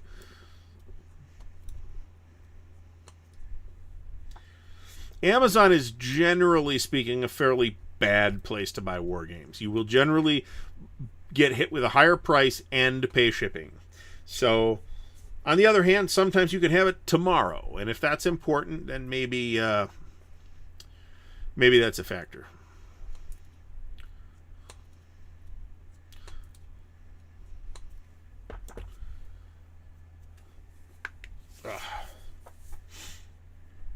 CLS Games, James Conway, thank you very much. All right, so if I haven't mentioned it, and I have, please do subscribe to the channel. Please do thumbs up the video. If you'd like to help support the channel, please do check out the links in the Patreon, the links to the Patreon, the merch store, and the Ko-Fi, which are in the video description. So that, and I'm saying that again because it really helps, because I was able to, again, it ain't here yet, but I was able to pick up a new camera, and I'm looking at better lights. That's kind of what I'm trying to do over here. Which is, that's going to be an ongoing project as we continue here. But I would like some light to be coming from this side as well. Kind of too much is coming from there right now. So I want to work on lights. I want to work on some other things. The new camera should be great, as long, eventually when it shows up. So, and I did order it from Amazon. So if it doesn't show up like by the end of the day tomorrow, I will just get a refund and have them do it again. Tim Zales says Bunker Hill Games is going out of business. They're having an out-of-business sale right now. Okay, I don't know who that is. Unless they're in Bunker Hill, which would be very easy. All right, there's a lot of divisions here, man. All right.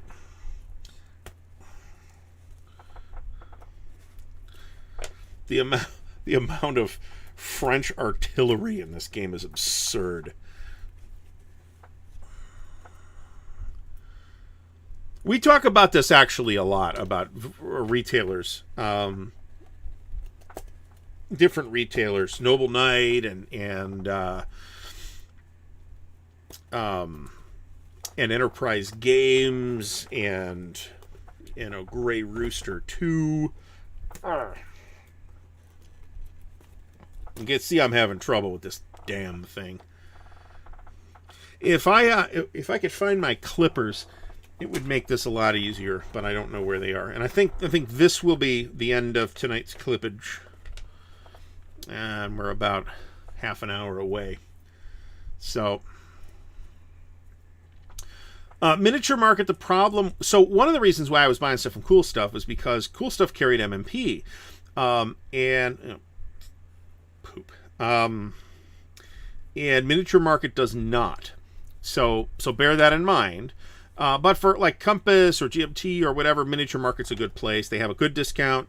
If you order more than, I think, $100 worth of stuff or something like that, they will ship it for free. So...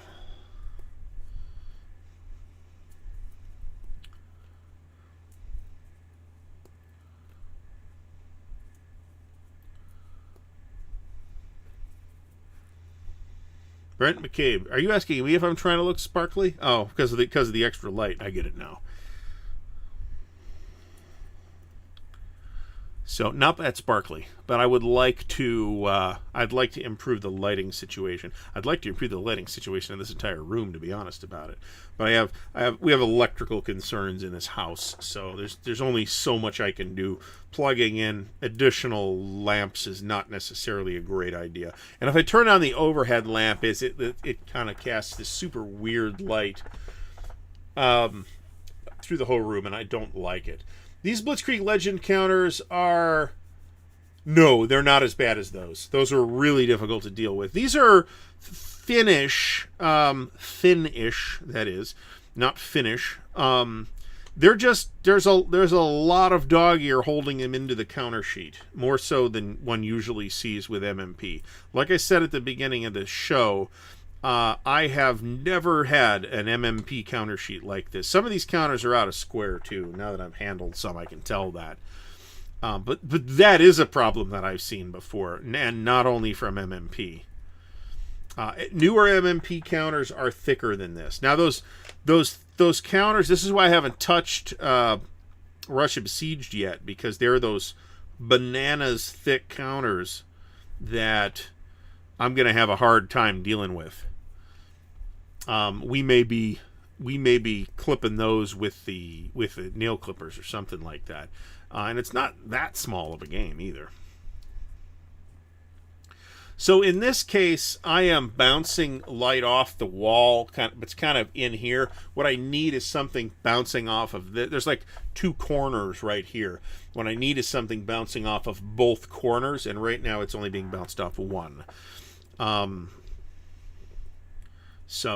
But again, it's going to be an ongoing project. We'll see what everything looks like with the new camera, which might be better at light processing anyway. So there's people that do spray their counters with varnish before they take them out of the sheets. I've never done that. I don't feel like that's particularly necessary. The one game that I would probably do it with, if I was to rebuy all the counter sheets, and I'm not going to, would be ASL, because you like the German and Russian squads, for example, you tend to wear them out because you've just handled those particular counters a lot. I would be tempted to varnish those. The wall's white. I'm actually cool with using the wall. I need an extra lamp is what I need. So. Oh. All right, we got these MG units now.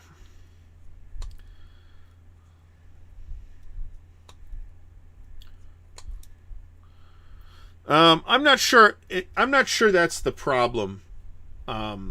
Perfidious Albion. I think it is too white right now, but I don't think it's the color temperature that's the problem. I think it's the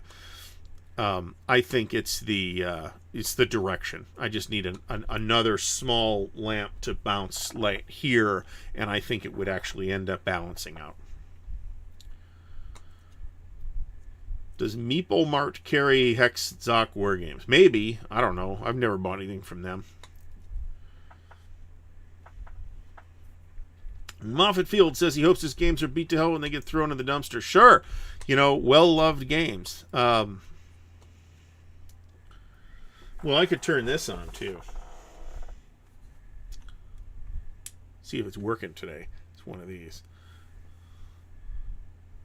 I actually feel like that actually helps, actually, believe it or not. It does. A little bit, not much.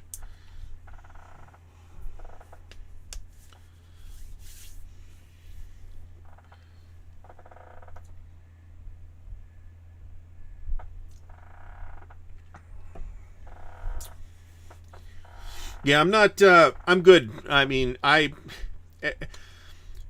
between Sacred Oil and the GMT mother load that's coming, and I had to put my pre-orders in for the 2 new OSG games as well, which I should have done months and months and months ago, but I always put it off, and then it hit at the same time as a bunch of other stuff. So we got pre-orders in for OSG's.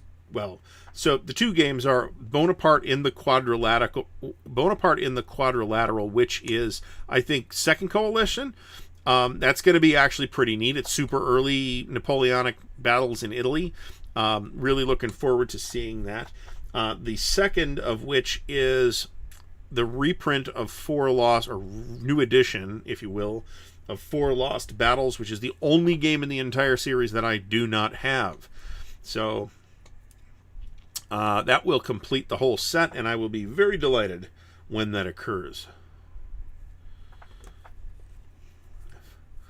I need a lighting guy and an editing guy and an animations guy, and I don't care if they're guys.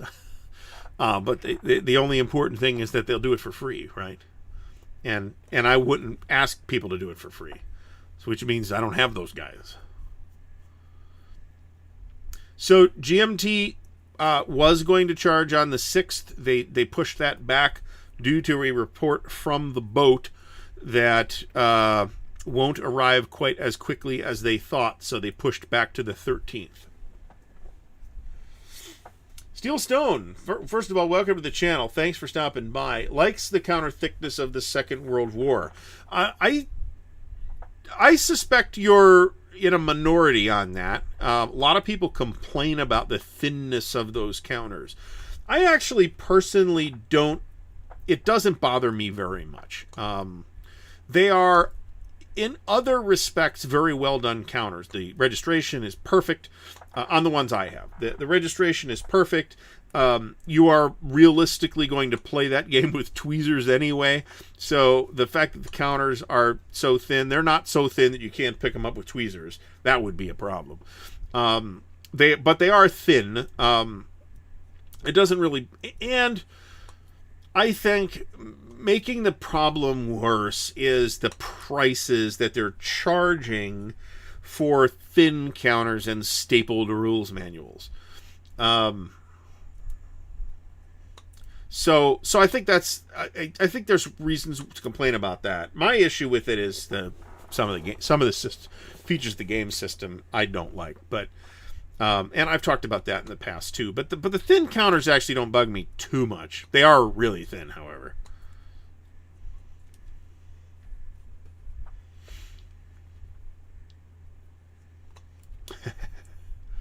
So thank you, Kilroy. But I can do it for free. I mean, my video. There are sites you can go to get a video intro. In some cases, even for free, and you'll get like a template type of thing, and you can put your own text and icons in and stuff like that. And if you see the intro roll, then that is what you see.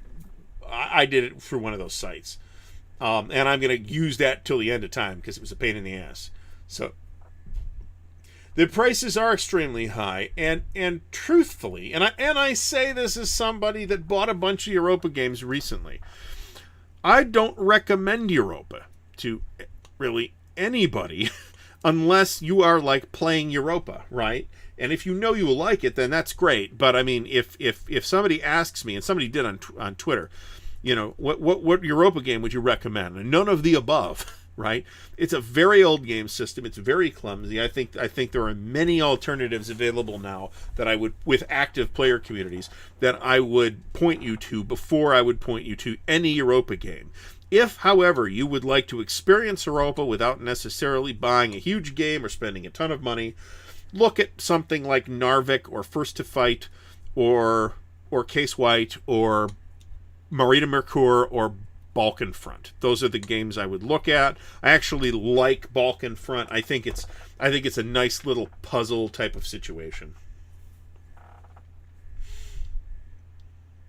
So, but the system is really clunky, man, and there's just no way around that.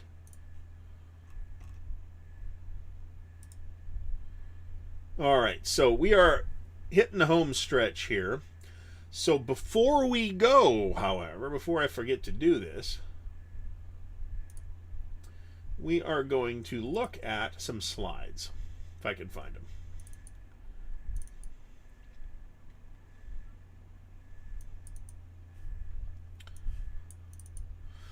All right, so boom. All right, so here's the title card. I've done a couple of these.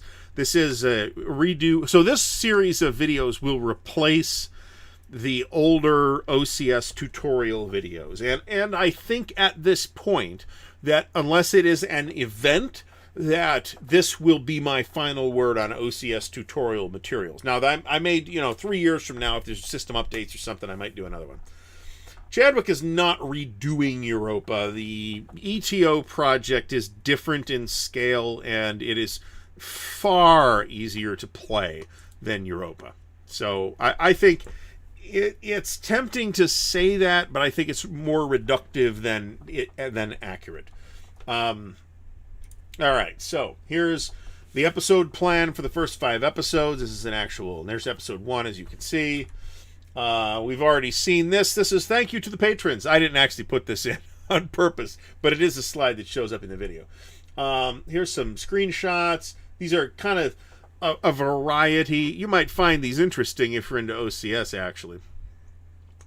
Much smaller stacks among many other efficiencies. Wavell's War I got because we are literally playing Wavell's War right now. So not the Africa part of it, but the the North Africa and Balkans part of it. And I got a fairly good price on it. And it's not like you're going to be able to get it cheaper later on. So if you want to collect war, Europa, be my guest. Okay, so Anthony Burkett, the designer of the Third Winter, has in the immediate pipeline 2 companion games to the Third Winter, which collectively will be called Ostfront, and which will be playable with the Third Winter. So, Forgotten Battles, there's a photo of that in here too, but it's kind of a crappy photo, is the 4-map area immediately north of the Third Winter. The Hero City is the 4-map area immediately north of Forgotten Battles. And you may or may not have figured out that under all those units, you see the city of Leningrad. Same time period for all the games. Here's Third Winter. This is from playtesting. This is poop. This is not the Hero City. I guess I got to fix the slide, huh? This is Case Blue, actually. This is Forgotten Battles, which, again, same time period as Third Winter. Here's Beyond the Rhine. Here's Baltic Gap. Great game. Smolensk, Barbarossa Derailed. And here is the card that I passed out that had a couple mistakes on it that people corrected me on, so I got to fix it before it goes in a video. This is every OCS game, including the ones that were released in like second editions, like Guderian's Blitzkrieg 2 and Korea and Burma. In no case are those second editions hugely different. The one that is the most different is Tunisia versus Tunisia 2, I think. So, but it was kind of fun putting this graphic together, and I think we're gonna call it a preview from that, because all the other slides are kind of works in progress. So So those are not going to be expansions, Eric. They are going to be standalone games that you will be able to link with the Third Winter if you want. Now, I will tell you, however, that I think the games will be at their best individually rather than played together. But you can play them together if you really want to. You will have the ability to do that. And Tony does have plans for more games after those, but those are what I have seen and have pictures of. So, let's see. I don't know what these are.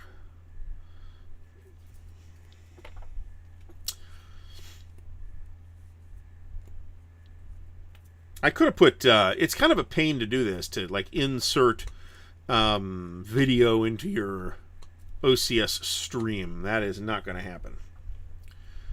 Sicily versus... that's a good point. Sicily is radically different from Sicily 2 because the scale changed, right? It's a completely different game.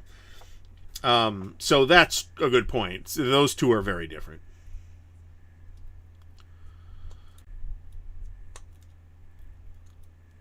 You know, Mo, I've got... this is a big mess. I gotta get this stuff cleaned up. Deathride Aris. So he is rethinking his counters. And I'm just looking at the counter sheet here. I'm going to say that I don't think font size is the problem. I think resolution is the problem. I think the font's I think the font is a poor font choice. That said, I'm not having a huge amount of problems reading anything on these. Yeah, I am, actually. But they're the unit IDs, which are the least important thing to be able to read on this. One of these days, I'll actually get this to the table. I'd actually like to try that. Gadarian's Blitzkrieg 2 is not... well, so yes and no. It's really not. However, it's integrated into Case Blue in its second edition. So...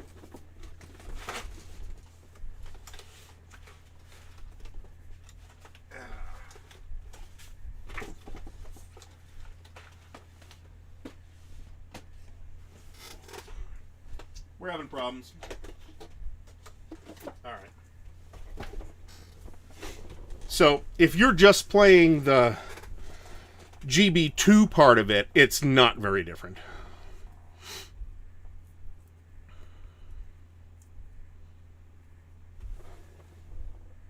Oh, I talked about that already. That's just telling me... I went through all that stuff because I have a miscellaneous box of markers for the old Avalon Hill GCACW games, and those just tell me which games are punched and which games are not, so I know how to sort these markers out. So, or if I decide that I'm going to punch, say, on to Richmond. So there's that too.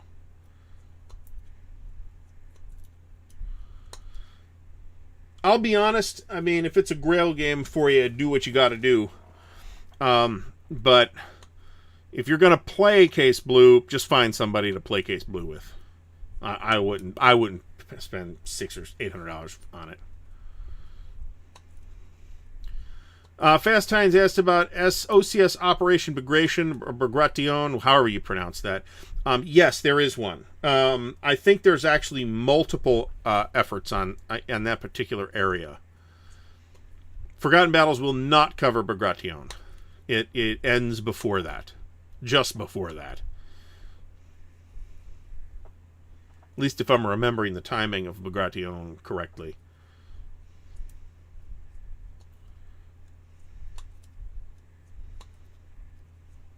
Mark Hodgkinson, thanks for stopping by from Brisbane, Australia. And they are out playing the OCS down there too. Bagration. Yeah, I mean, it sounds French, right? There are reasons why a bunch of those Russian commanders had names that sounded French or German.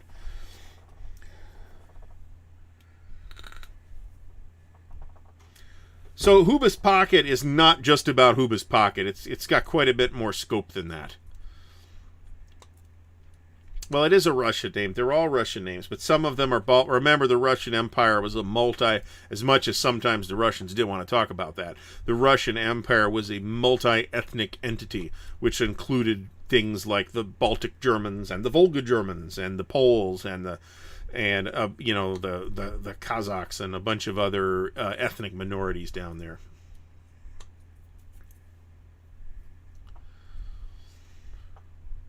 Yeah, that's too bad, Carl, but I will tell you that, don't let COVID keep you from gaming. Do it on Vassal. There's excellent Vassal modules available for all GCACW games.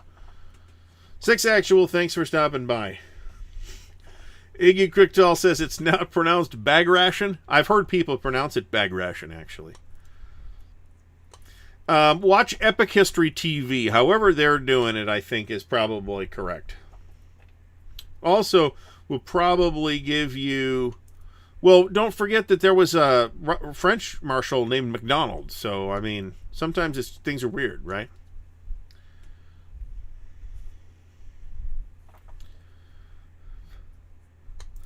His name looks French. Not saying he was French. But Georgians were another one of those ethnic minorities inside the Russian Empire, too. Many of which did not always get along with their Russian hegemony. So, Mike Anthony gives me the Cyrillic. Yeah, if that's how it's spelled in Cyrillic, I would agree with you. I'm trying to learn Russian with Duolingo, and it's difficult, to say the least. All right, so Patrick's Tactics and Tutorials, good night. Thanks for stopping by. We've got a whole bunch of whiskey to drink here, and we're going to keep going until the whiskey's gone. And it's good whiskey, so we're not just going to pound it. Third winner does cover Hubis Pocket. Yeah, John from Half-Ass Gaming says that On to Richmond and Vassal is visually not great. He might be right about that. I've never played that module. I've played the more recent ones. Let me put it that way. But considering how old On to Richmond is, if it's an outdated module, that wouldn't particularly be surprising. But also remember that On to Richmond 2 will be along at some point. So, well, not all the whiskey, but the whiskey in the glass. Joe Okabayashi? That's probably not radically wrong, but it's probably not radically correct either. I'll have to check. I will take Fred's word for... Well, Fred's French, so, I would, if he was a Russian guy after all, I'd rather take my example from the Russians. Not to say that Fred's doing it wrong. He probably isn't.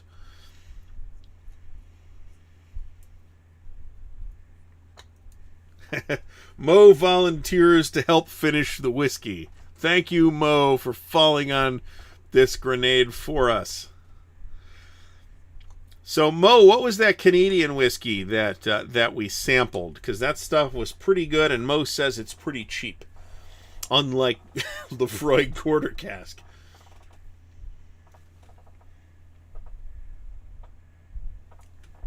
So, once On to Richmond 2 is out, that means that the only GCACW games that will not have been reprinted by Multiman will be Stonewall in the Valley, which also should be in the works at some point, and Stonewall's Last Battle. Stonewall's Last Battle is the real missed opportunity. It's Chancellorsville. It takes place on one of the Stonewall Jackson's Way maps. So, although it was originally issued by Avalon Hill as a standalone game, it could easily just be issued as a module for Stonewall Jackson's Way 2, or could have been included in Stonewall Jackson's Way, I guess it would be Stonewall Jackson's Way 3 at that point. Legacy whiskey. Now, whiskey might be cheaper in Texas than it is here. Okay. So Andrew Etkin mentions that the Scots and the French allied periodically, which is true. Talk to Bonnie Prince Charlie. Intermarried quite often in Quebec.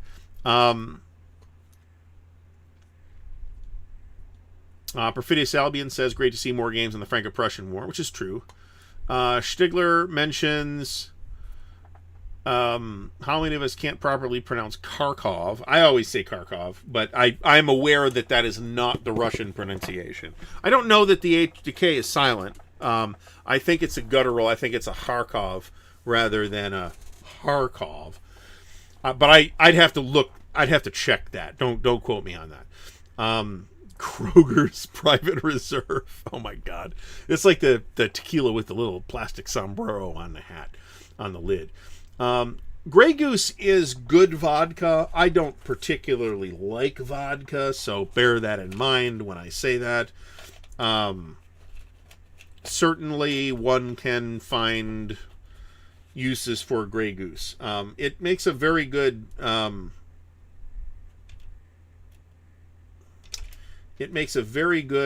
vodka martini, for example. But I haven't had a vodka martini in a long time. And I'd kind of prefer to have a gin martini, to be honest. I like gin. So I realize that that's not necessarily popular. So Kiev, depends on whether you're Russian or Ukrainian. Apparently the Ukrainians pronounce it Kiev, and the Russians pronounce it more like our Kiev. And of course, when we hear about Kiev, it is usually from Russians. So, Duolingo, I'm actually having kind of fun with it. I'm doing Russian and German, and go figure. And it's fun, you know. I'm actually paying for it, it's a little expensive. To what extent you can really learn a language is open to question, but in the meantime, if I can get started, that would be good. Doug says that you have to pronounce the S in Ardennes just to annoy the French.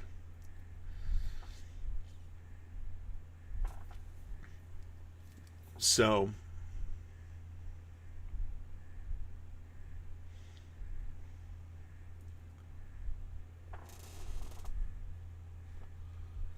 that would be that X. So Mike Anthony gives us the Cyrillic for Kharkov. If we take that as Cyrillic, that would be Kharkiv. That's how I'd pronounce it anyway. I don't know if that's phonologically there, but I could be putting the accent in a different place. So the Russian R is rolled. The German R and the French R are guttural R's.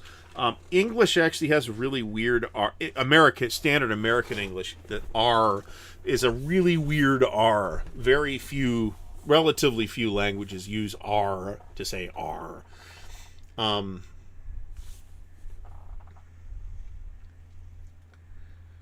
Or if you call it Saint Vith, I know that will probably irritate the French as well. Gunpowder Gin's supposed to be pretty good. Hendrix is really good. So if you like, it's, I think, wasted in a gin and tonic, though, and I do like gin and tonics, but in a gin martini, it's good. Garnish with a slice of cucumber. Andrew Atkin pronounces Detroit, Des Moines, Boise, Baton Rouge in French just to annoy his fellow Americans. The only funny one would be Detroit. Detroit? That would be hilarious. So that would be the fancy version of Detroit, I think.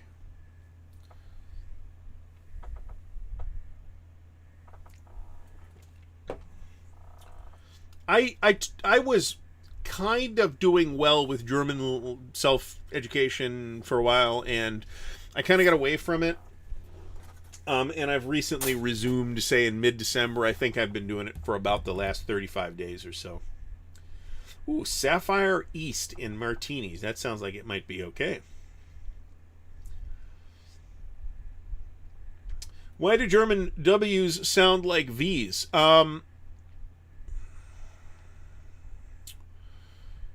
That's a good question. There's probably a reason for it that stems from the German adoption of the Latin alphabet, but that's a guess, and I don't know offhand. Why are all the letters in French silent? I mean, same thing, right? There is a reason. I just couldn't tell you what the reason is off the top of my head. Monkey Shoulder is a quite good blended scotch if you're into that. Iggy Crichtal, that's like the people trying to class up Target by pronouncing it Target. I guarantee no one is doing that at my local Target, which is literally right down the street. The working authority on how to pronounce the name Detroit would, of course, be Dr. Detroit. So that's the guttural sound that's hard for Americans to do because it's not super common in American English. It's also not correct to say that it's not present in American English because it is. It's not identified as its own sound. So I want you to just kind of say to yourself the word call, C-A-L-L, and then say the word calm. The sounds at the beginning of those two words are different, and the sound at the beginning of calm is that same guttural sound. It's pretty subtle, but it's the same sound phonetically. So Jason R. LaRiviere, I have not even gone into my extensive work in the conlang field yet. So there is a linguistic theory that says that English is not a real language, that it is instead a creole formed from Old English, French, Old Norse, Latin, Greek, and a bunch of other things. So I find it to be an interesting hypothesis that is probably horseshit. So now I find the trilled R to be actually very easy. And I'm actually finding that right now the guttural R to be pretty challenging doing German, actually. It's easy to do if you're trying to imitate Arnold Schwarzenegger.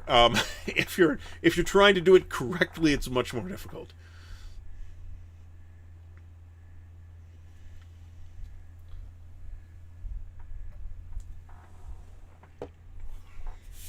So German is not particularly guttural. Dutch is more guttural than German, I think. I don't know if there's an official definition of that term for languages, but I think Dutch is fairly guttural. German is not so much.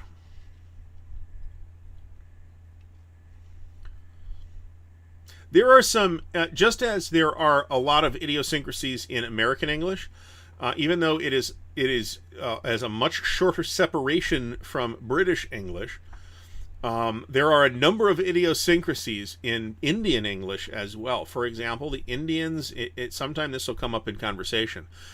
They will still commonly use the word thrice, which nobody does anymore unless you are trying to sound old-fashioned or snooty. So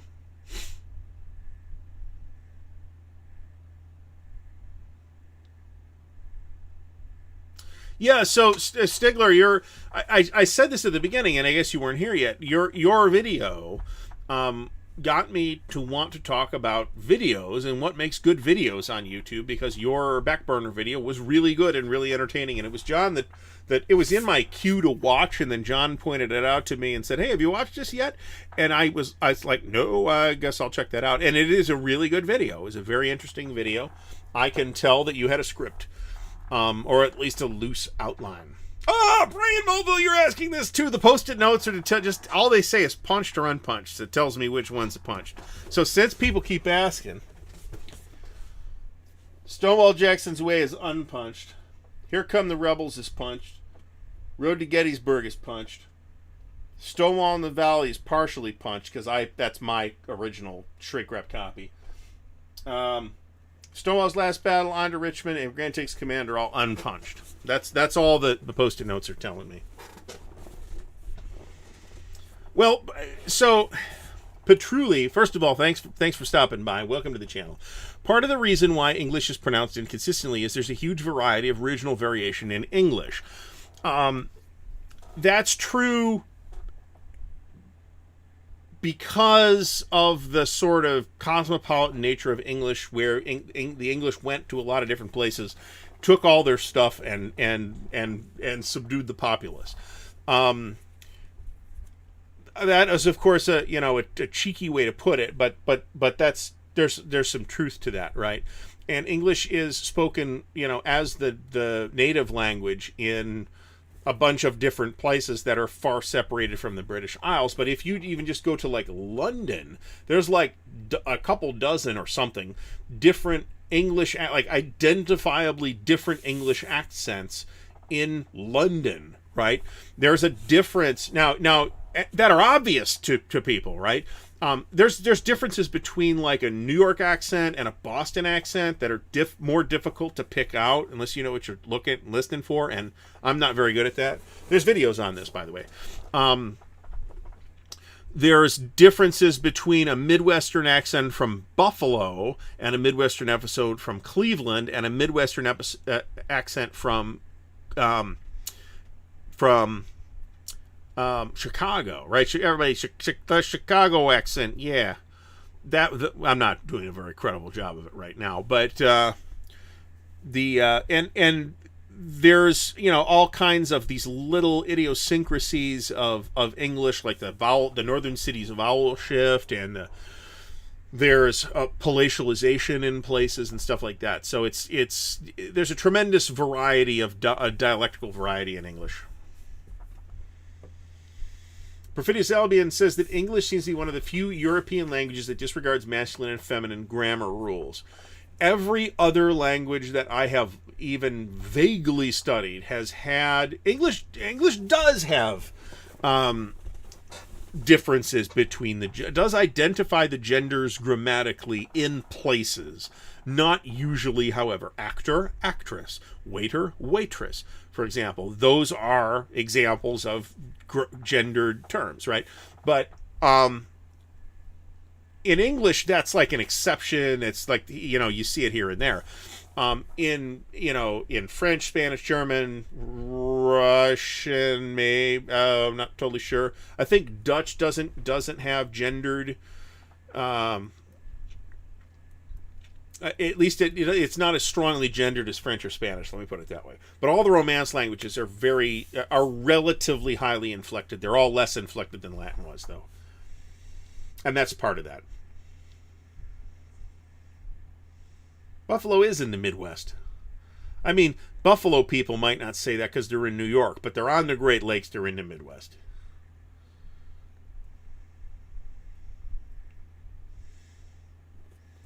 So the reason, so why are ships female? So somebody came up with an idea, and whoever this was probably British, is that any country in whose language they call the ships are masculine, their navy is garbage. There might be something to that, but English's ships are female gendered because French ships were female gendered, because Latin ships were female gendered. That's why. That's why ships are female in English. So none of these languages that I have mentioned have purely natural gender, what's called natural gender. In some cases, as I recall, French doesn't even have a neuter gender. English has a neuter gender. At least you have he, she, and it. There is a non-gendered gender, right? But in French doesn't have that. Everything's either male or female. So everything's got this mouse has a gender, but it has a gender in German too. It's female in German. So at least a mouse. I don't know about a computer mouse. I would imagine it's the same. Mike Anthony mentions Chekhov. He means Chekhov from Star Trek and not Chekhov, the Russian short story writer and playwright. I'm pretty sure. That V pronounced like W is a Polish thing. And Walter Koenig was Canadian, so I don't believe it was. I mean, in 200 years, that could change, right? It's conceivable that could be a Russian thing in 200 years. So, but I think the reason why is because Walter was Canadian and they didn't check. Why fatherland versus motherland? So fatherland turns out to be really common. In Russia, there's a motherland. France and Germany, there's a fatherland. In ancient Rome, there was a fatherland. So I suspect that that's something that trickled down from Romance languages. We don't use the term fatherland here in the U.S. at least. And I've never heard that used in an English-speaking context, but I have seen it used in... I have seen motherland used. So there's probably a reason for that, too.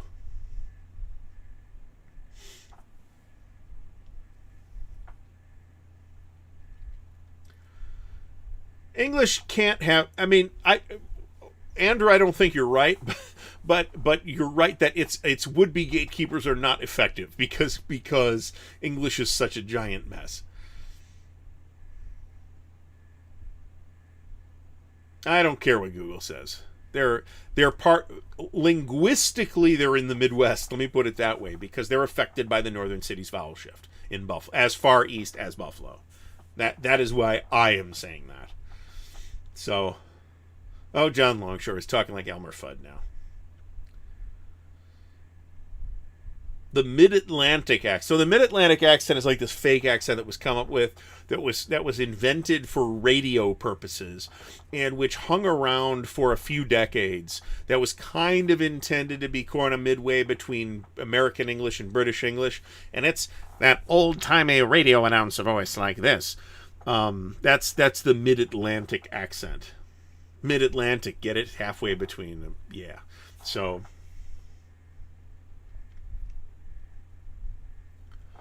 the Rodina.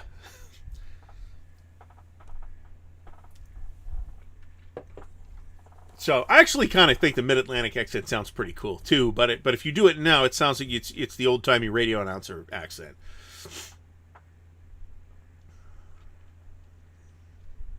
Polish has 5 genders. Ugh. So it's said that Polish is the language that is spoken in heaven because it takes that long to learn it. Polish is said to be fairly difficult as Indo-European languages go. I do know that Finnish grammar is exceptionally convoluted, possibly more so than Polish. I would assume more so than Polish, but...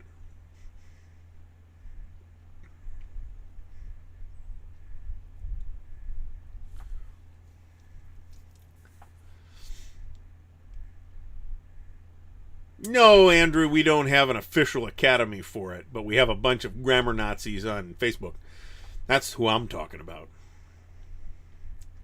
There's nobody trying to do that for English. And English has always been a very syncretic language where it's absorbed whatever influences happen to be there, right? That's why we have, so many foreign loan words in English from all languages, including, languages like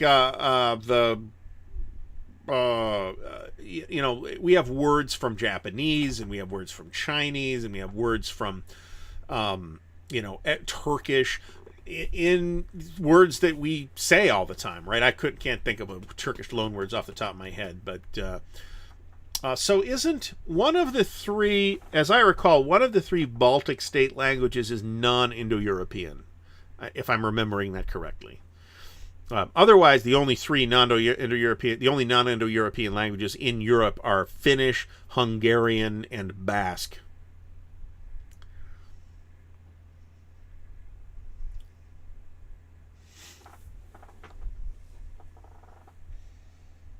I mean, Polish, I don't know. I've never tried to even look at Polish, so I couldn't really tell you. But it's probably confusing to English speakers because it's kind of midway between... it uses the Latin alphabet, which other Slavic languages often don't do, and therefore it might seem ill at home in the Latin alphabet. That's possible. I don't know that that's true, but I'm totally speculating. So I'm not a fan of the Oxford comma. Actually, this is something my wife and I fight. Who is as an English major, by the way, fight about sometimes. Is I'm not a fan of the Oxford comma. I think it's superfluous and unnecessary. So the Bulgarians speak a Slavic language. The Hungarians. So the Hungarian language is a Finno-Ugric language. Pretty much Finland, Hungary, one of the Baltic languages, I think, and then you got to go way east to Siberia to find other examples of that language family.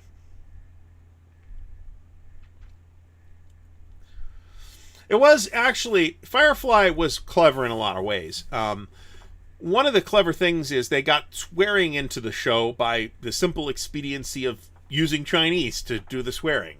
That's why they did that.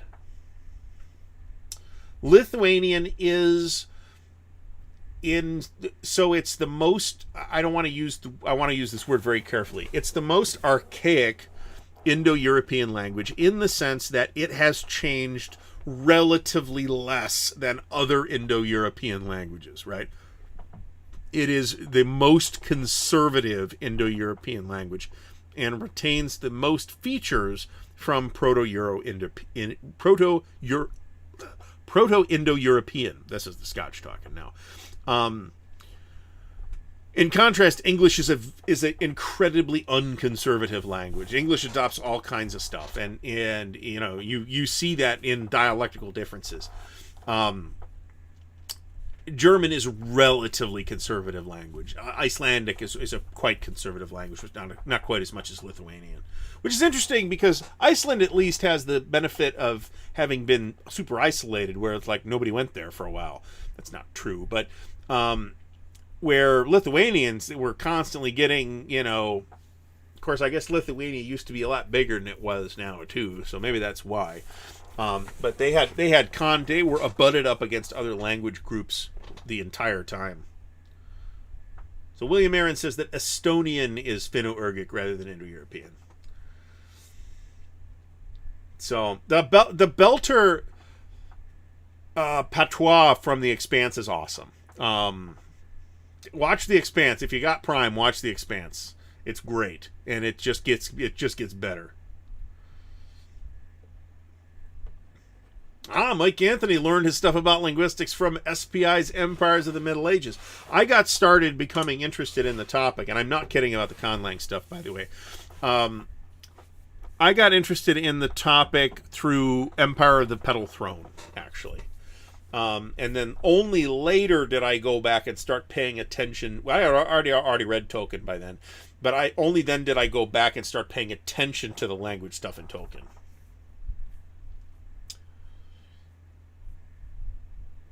Perfidious Albion, yeah, in EU4, you when you start, the Polish-Lithuanian Commonwealth is about to form and will form by event unless something stops it, meaning unless a player is playing either Poland or Lithuania, I think.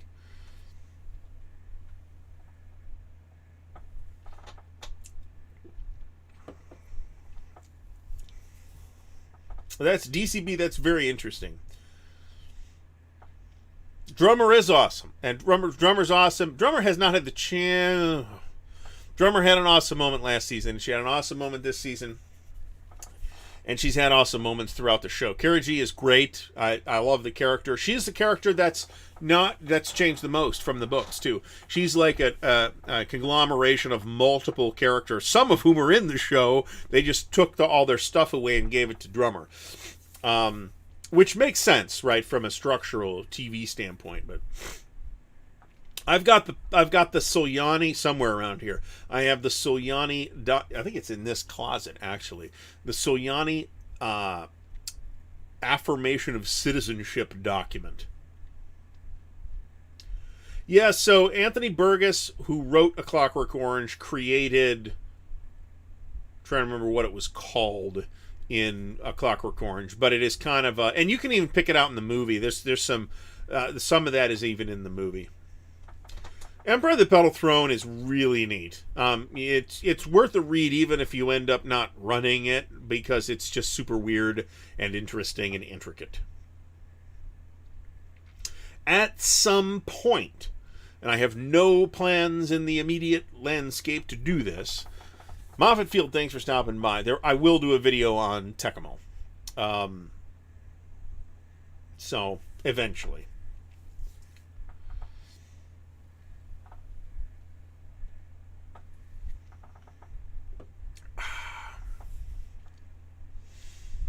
So if the One True Phlegm is saying put random apostrophes and umlauts, those are not, if we're talking about Solyani, those are not random. The apostrophes are glottal stops, which is super awkward for English speakers, but again, it's one of those sounds that's in English. We just don't think of it as a sound. Uh-oh. That sound in the middle of the and the O is a glottal stop. You use it in English even if you don't know you're using it. We just don't have a letter for it. This Barker put it in the language. I actually have all the language. Somewhere I have a digitized version of the Solyani language tape. And I have the Solyani language books, and I think I have the Mughalavyani book too that was released digitally later on.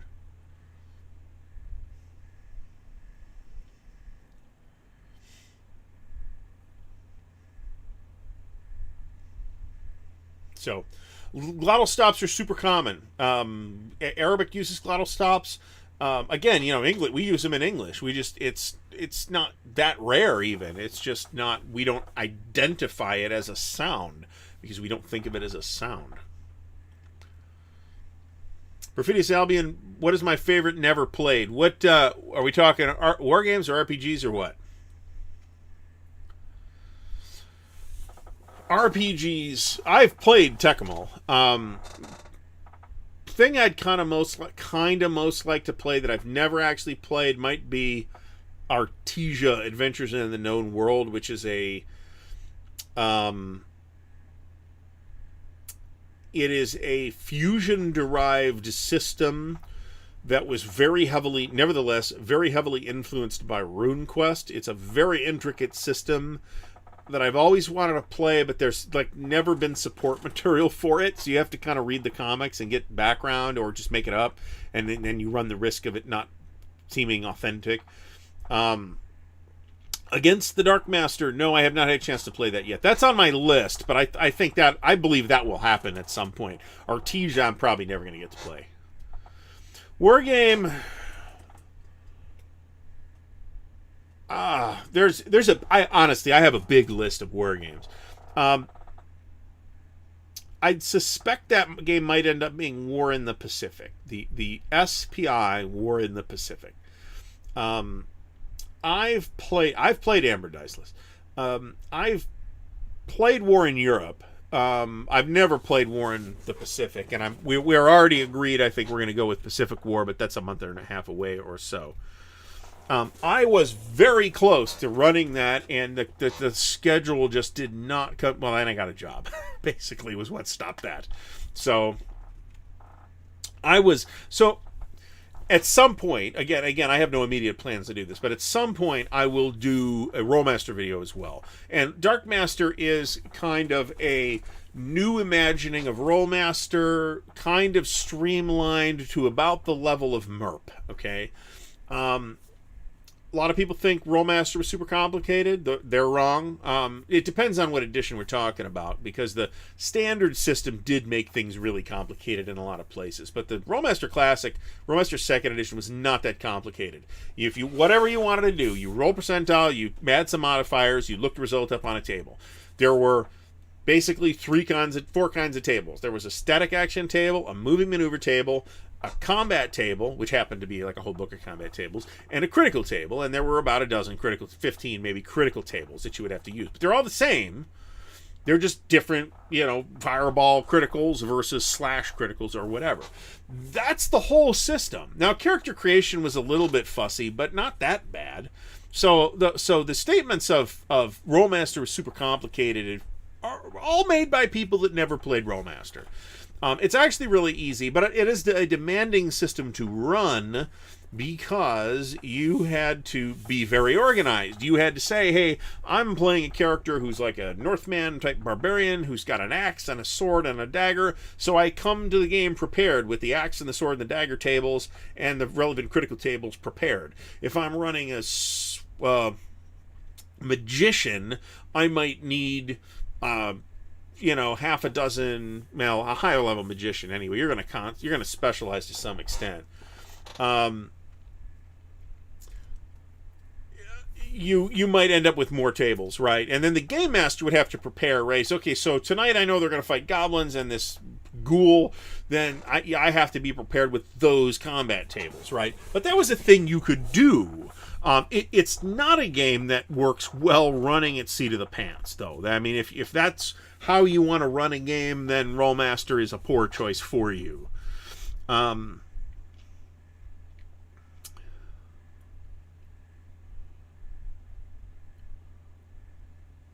I'm missing something with the Latin, actually.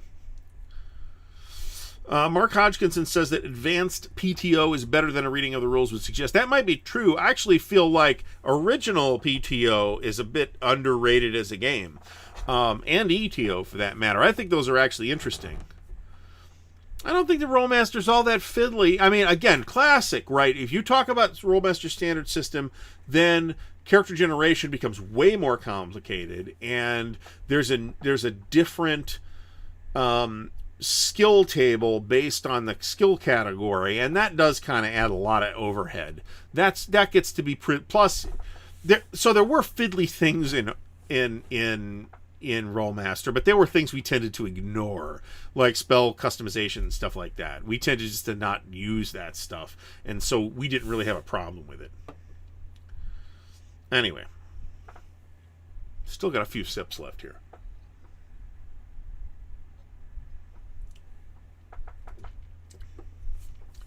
So I believe we topped out this evening at 134, which is an outstanding number.